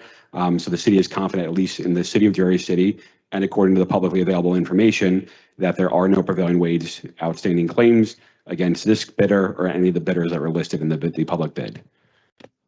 Now, Peter, when you say there are no outstanding claims, there were claims made, these claims may have been closed. Can you speak to, have there ever been any claims? So outstanding claims within the city of Jersey City, when we look at their public website that the Department of Labor has, it's called WAL. I think it's called the Workplace Accountability and Labor List. They list any, entity that would be prohibited from bidding on public contracts because of outstanding or for any wage violations. And they were not listed, nor were any of the companies listed. Okay, and as it relates to business done in Jersey City or the business that the firm do in totality? State. So the Department of Labor would cover the entire state. We did do our due diligence for Jersey City specifically and double checked, and nothing in Jersey City, according to our records, for the different projects this vendor has been a part of, have any outstanding violations. Peter, thank you for that. I see my colleague has some documentation from the state. So can I make a motion to carry this while we're voting, or is that out of order? I believe you can make any motion to carry for another council meeting, or to, we could pull it off and revisit it next meeting if you'd like. Yeah, I think we should. Hold just- Hold on, Yeah. hold on. So you're not going to carry a resolution. You're going to make a motion to withdraw it. Oh, sure. Or the administration can withdraw it. It was put on by the administration, so. Do you want to withdraw it? I'm withdrawing it. So you're withdrawing 10.18. Okay. So Councilperson Brooks, since the administration has withdrawn 10.18 and 19, you're abstaining on 10, 16, and 17, and you're voting aye on the rest, or, because I don't think you finished your vote. I did not finish my vote. Thank you. Okay. Yes.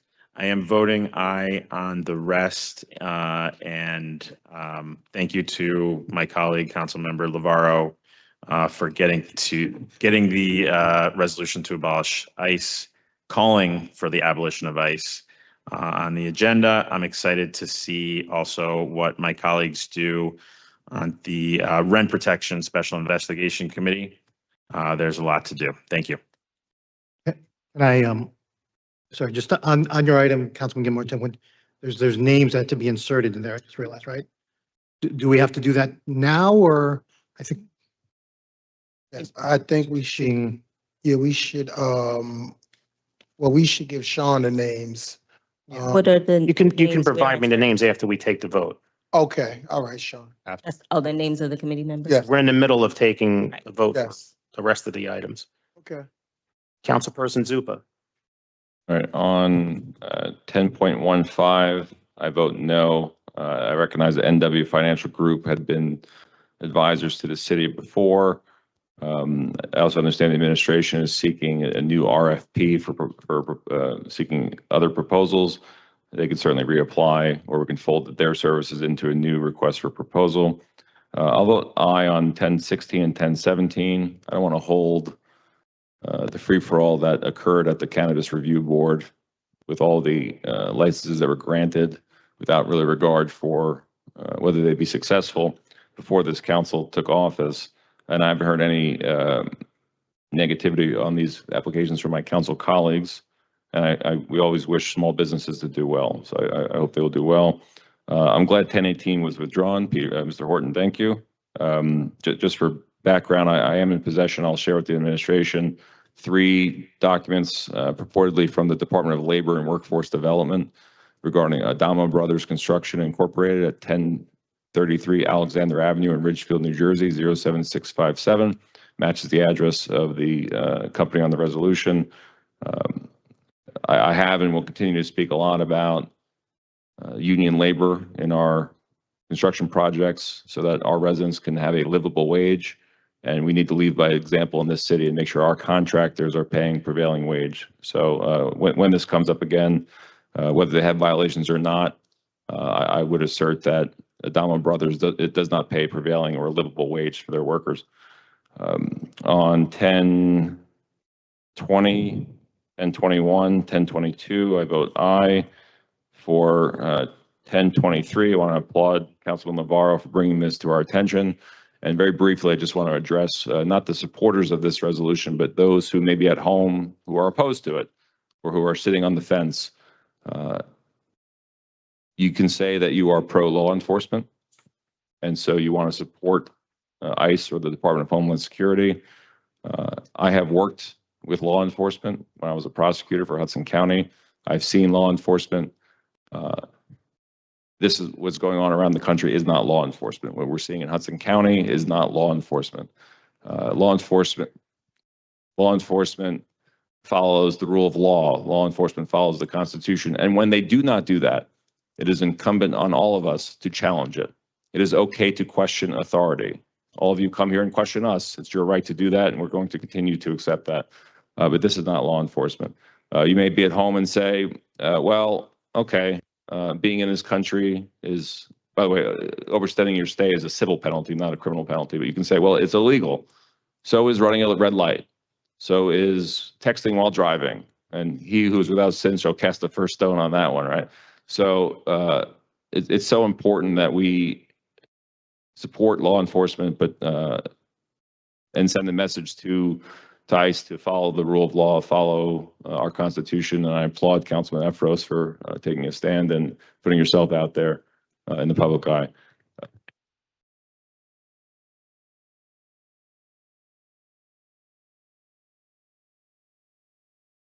Just to conclude my vote, I also vote aye on 10.24. That's in the grant for recreation and for Pershing Field renovations.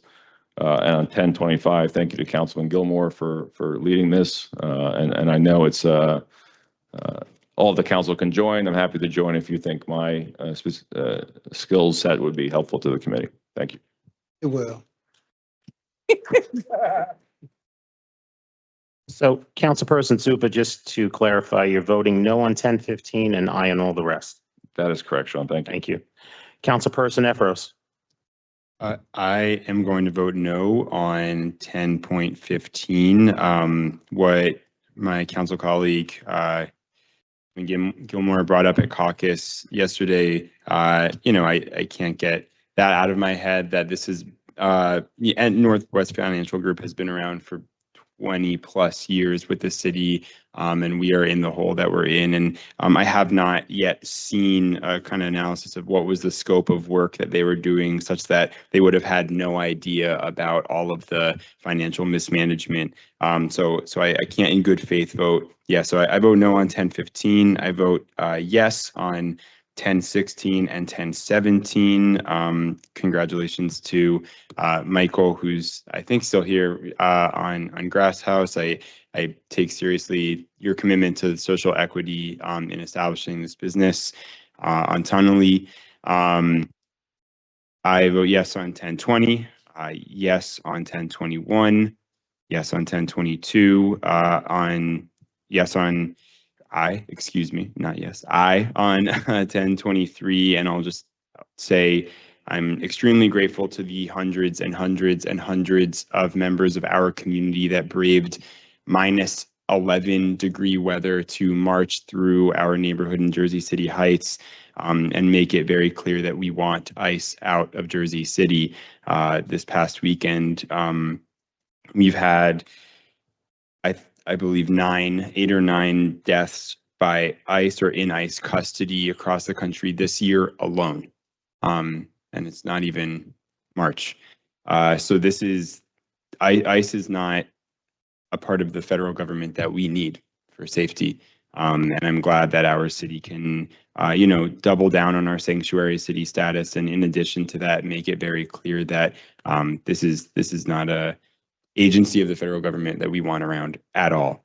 I also vote yes, or excuse me, aye on 1024, aye on 1025. Very excited to work with the Special Investigation Committee, with my council colleagues to make good on not only the case of the Portside tenants who have been fighting so hard, but the cases of tenants across this city to enforce Code 260, to make sure landlords are accountable to the vast majority of this city, and to get what is ours in terms of the fines from the violations that we should be issuing. So very excited for that work.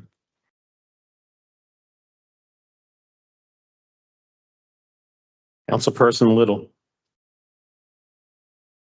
I vote no on 10.15. Similar to what my council colleagues said, this firm has been providing us financial advisory services for 24 years. Even if they were limited in scope, they advised on such things such as the Pompidou. And, I think we need to chart a new direction, especially when we are $255 million in the hole. So I vote no on 10.15. I vote aye on 10.16, 10.17.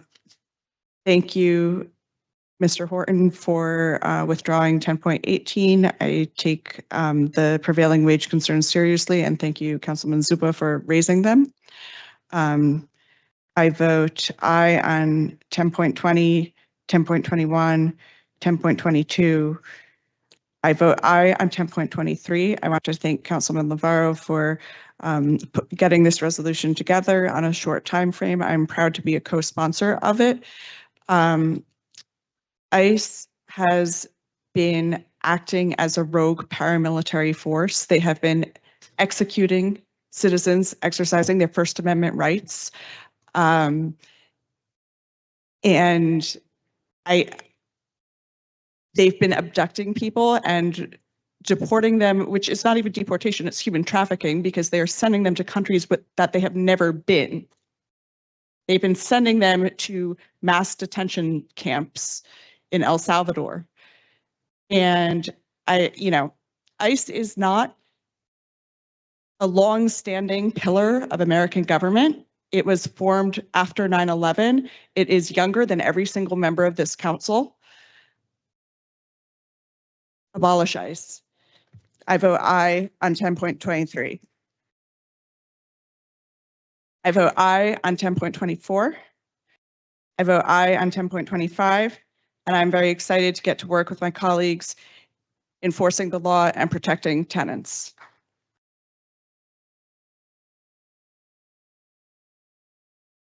Councilperson Gilmore. Peter, quick question. As it relates to 1015 NW Financial, can you confirm and or deny if one of the principal owners have relatives that work in the financial department for the city? They do not work in the financial department. I think you're referring to one of our employees who is related to the company. He works in the auditing company. He does not have a capacity with NW. He's not employed by NW, or is he compensated by NW? So he works for the city, just not in that department. He works in auditing. He does work in the city, correct? He or she. Oh, okay. So in light of not even that, just the fact that I just don't know where you can perform horribly and get another contract with more money, and you just haven't done a good enough job, seeing that you're a financial consultant, and the finance of the city is on hospice. So I'm going to vote no on 10.15.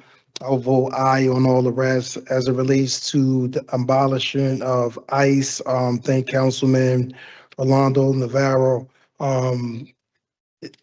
without saying too much, it's just mind-boggling how certain demographics in this country is targeted. And then they try to paint the narrative that if you're against ICE, somehow you're anti-law enforcement. Just so the record reflect, we're anti-ICE, we're against ICE. We like police, right? Police protect us, but these thugs essentially are just ripping families apart and doing all type of unethical things.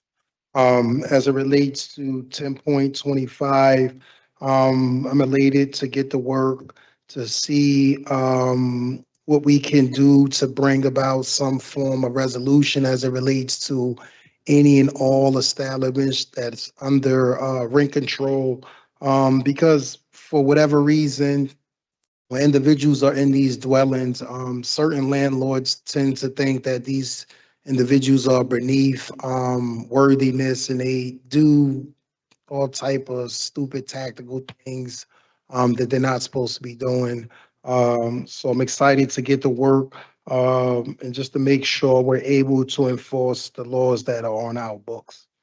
So I'll vote aye on all except for 15.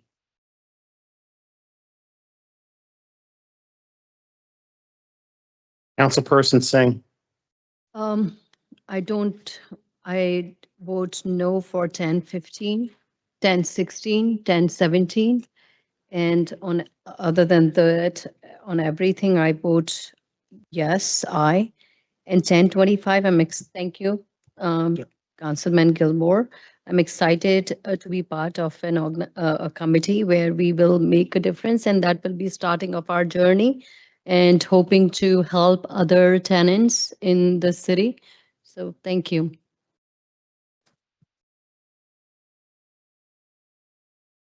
Just to confirm, you're voting no on 15, 16, 17, and aye on all the rest, correct? Correct. Thank you. Councilperson Griffin. I'm gonna vote no on 15. If if you were advising us for all this time, I mean, there should have been some sort of flags. If you couldn't smell a smoke then, you're not gonna smell it now. So I'm gonna vote no on that. 16 and 17, I am gonna vote yes. However, I just want you guys to know that the way cannabis was set up in Jersey City, a lot of businesses are failing, so I wish you luck. I'm going to vote aye on everything else. 23, I want to thank my colleagues for bringing this resolution on. Rolando, Jake, Elena, and whoever else. Tight suit. This is great, right? Like I come from like Frank and I, we come from a marginalized community where we kind of saw stuff that's happening now happen in our community, just not to this extent, right? So we understand the fear that's going on. We know what it means to be separated, see families broken apart. So just being an ally to our neighbors, it's a great feeling, right? It's like one of those return a favor things, and I proudly vote aye on that. And when it comes to 25, I absolutely vote aye on that. We need to make sure that 260 is being enforced, and so let's get to work. I vote on 24 and 24. So Aye. you're voting aye on all with the exception of 10.15. Is that correct? That is correct. Yes, that's correct. Thank you. Councilperson LeBarrow. Yeah. On 10.15, I'm going to be voting no. And has been discussed, they're providing these services that are going to provide fiscal financial advisory around tax abatements and bonding. This is a firm that, again, has been with the city for 22 years. And they are used throughout the state of New Jersey. And lots of municipalities and governmental entities utilize their services. And if you were to ask people, they would say they do a good job, frankly. But I have had the experience of not seeing that. And when they did financial analysis towards the end of my last term, particularly, there was the idea that it suppressed affordable housing opportunities here in Jersey City. And they did the bidding of an administration that, as everyone has cited here as well, that has led us to this financial crisis that we're here experiencing here today.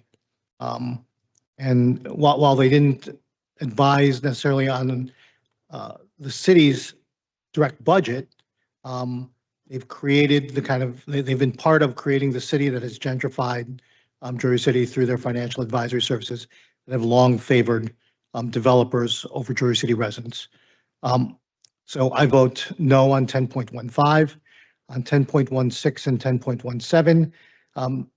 I don't have anything against the businesses themselves. I just really think, for me as well, I share Councilman Brooks' assessments. We need to kind of revisit the cannabis regulations here in Jersey City. And so I'm personally not prepared to add another cannabis dispensary here in Jersey City. Going down to 10.25. Wait. How are you voting on 16 and 17? I'm abstaining. I'm sorry. I'm abstaining. Thank you. On 10.25, thank you to Councilman Gilmore for bringing this forward. And I want to give big thanks to the advocates for the pressure and your consistent presence here at these city council meetings, for raising the right questions and holding Jersey City officials accountable. And so I look forward to this work on 10.25 and the committee and being able to turn the tide here in Jersey City and make sure that we hold people accountable, not just property owners but city officials as well, for making sure that we're enforcing our laws here in Jersey City and that others are abiding by our laws here in Jersey City. And anyone who's been complicit in doing otherwise, we will investigate that and we will bring all means necessary to ensure that you're held accountable here in Jersey City. Yeah. I vote yes on 10.25. On 10.23, I just want to say thank you to all our colleagues for supporting this. I want to start first by just acknowledging the courage of my colleagues. I was not out in those streets, and Councilman Efros, and I give you all the credit in the world for your courage in confronting ICE and really putting your body and protecting our residents here in Jersey City and attempting to do that. I also know my other new colleagues here on the council. I don't know exactly. I know you're out in the cold and in protests and rush to the county courthouse as well. Yeah. And so I acknowledge all of you for all of your work there and anyone else who did that as well in this council. That's I did not have the opportunity to do that. And to be frank with you, and I say this, I don't know that the physical courage to do that. So that takes something to get out there and know that somebody across from you is wielding a weapon, a gun, and that you could be a risk. So I prepared a little statement here, and I'm going to make it short because when I get emotional, I can tend to have a hard time getting my words out. But ICE agents are terrorizing communities across America, and they're doing it right here in Jersey City. Our immigrant neighbors are afraid to go to work, take their kids to school, or seek medical care. Renee Good was killed during a federal enforcement operation, and Alex Preddy was murdered, executed. These are not abstractions. These are lives lost under a system that has abandoned due process and human dignity. That is why I'm proud to have introduced this resolution and co-sponsored it with my colleagues, calling for the abolition of ICE. Jersey City will remain true to its values and will remain a sanctuary city. I vote aye for 23 and for all of the rest.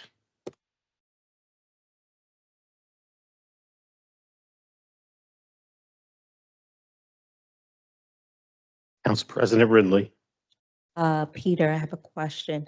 1015, I believe this is already defeated, but I know that at the caucus, we discussed what exactly NW would be doing and how they relate to our deficit and what exactly their role was, and that it's not necessarily on them. But I believe that anybody that had anything to do with the city's finances over the last few years are going to have a hard way to go right now. So I totally understand the vote. My question is, now at this point, I'm assuming we would have to go back out to bid to find a new financial service. So we'd probably have to do another bid. We may have to check the specs and see if we have to tweak it in order to comport with the council's acknowledgement and requirements for the current financial situation. So we would have to, do that in the next couple of days and then try to have some time of interim plan until those, needs can be met and what we're going to do for our future audits that would maybe rely on NW or would have relied on NW. Okay, and then also, I have a bit of concern about losing the over 20 years of their knowledge, but at the same time, they have created reports all of those years that we have to rely on for any financial advice that they did render. Correct. So anything they were involved in, obviously we have copies of their documentation. We would have that stored here. The intent originally of putting on the agenda and having the council approve them was that they have a insight into how certain things were structured, why certain language was the way it was. They have that, intimate knowledge when a lot of these pilots and long-term agreements were advanced by previous council. And this goes back 10, 20 years to multiple projects that the city was involved at prior to, numerous administrations and councils. So the city was intending to rely on them when they do their audit to really determine the balls and strikes of a lot of different language and why things were put in there and why historically they had certain conditions implemented. So they would kind of be the litmus test at a lot of that when the audit was conducted. However, going forward, we will find a way to abate that and to, produce the best audit possible for the city so we get the best results for the city. All right, based on that and the fact that we should have those reports, while it might be a little tedious, we are in a time where a lot of things are going to be tedious. So I will stand with my council colleagues and vote no on 1015, and I will vote aye on all the rest. Okay. Sean, I'd like to revise my vote on 1015. Let me guess. Okay. You're going to vote no. Yes, I would, yeah, and I, just for members of the public watching, I missed this portion of the caucus yesterday, and that is a reminder to do your homework. So thank you, colleagues. I vote no on 1015. Thank you. Okay. So that's what happens when you vote first. For real, right? That's one of the bad, Council, I want to try to get you guys out of here. So 10.15 is defeated 0-9 with no one voting in the affirmative. 10.16 is approved 6-1-2 with council members Brooks and Lavaro abstaining and councilperson Singh voting no. Item 10.17, same vote, 6-1-2 with council members Brooks and Lavaro abstaining and councilperson Singh voting no. Items 10.20 through 10.25 are approved unanimously 9-0. With that being said, May I have a motion to adjourn Motion, at motion. 10:50? Hold on, you're saying the motion before I'm even saying the time. At 9:51 PM. Motion. Motion made by Councilperson Gilmore. Let's do a second. Who's going to get that? Second. Lena. It's a delay on, and I'll give it to Griffin. On the motion to adjourn at 9:51 PM, all council members present by acclamation, please say aye. Aye. We're out of here at 9:51 PM. Thank you so much, everyone present and everyone watching at home. Remember, teamwork makes a dream work. Have a great rest of the night. Stay safe.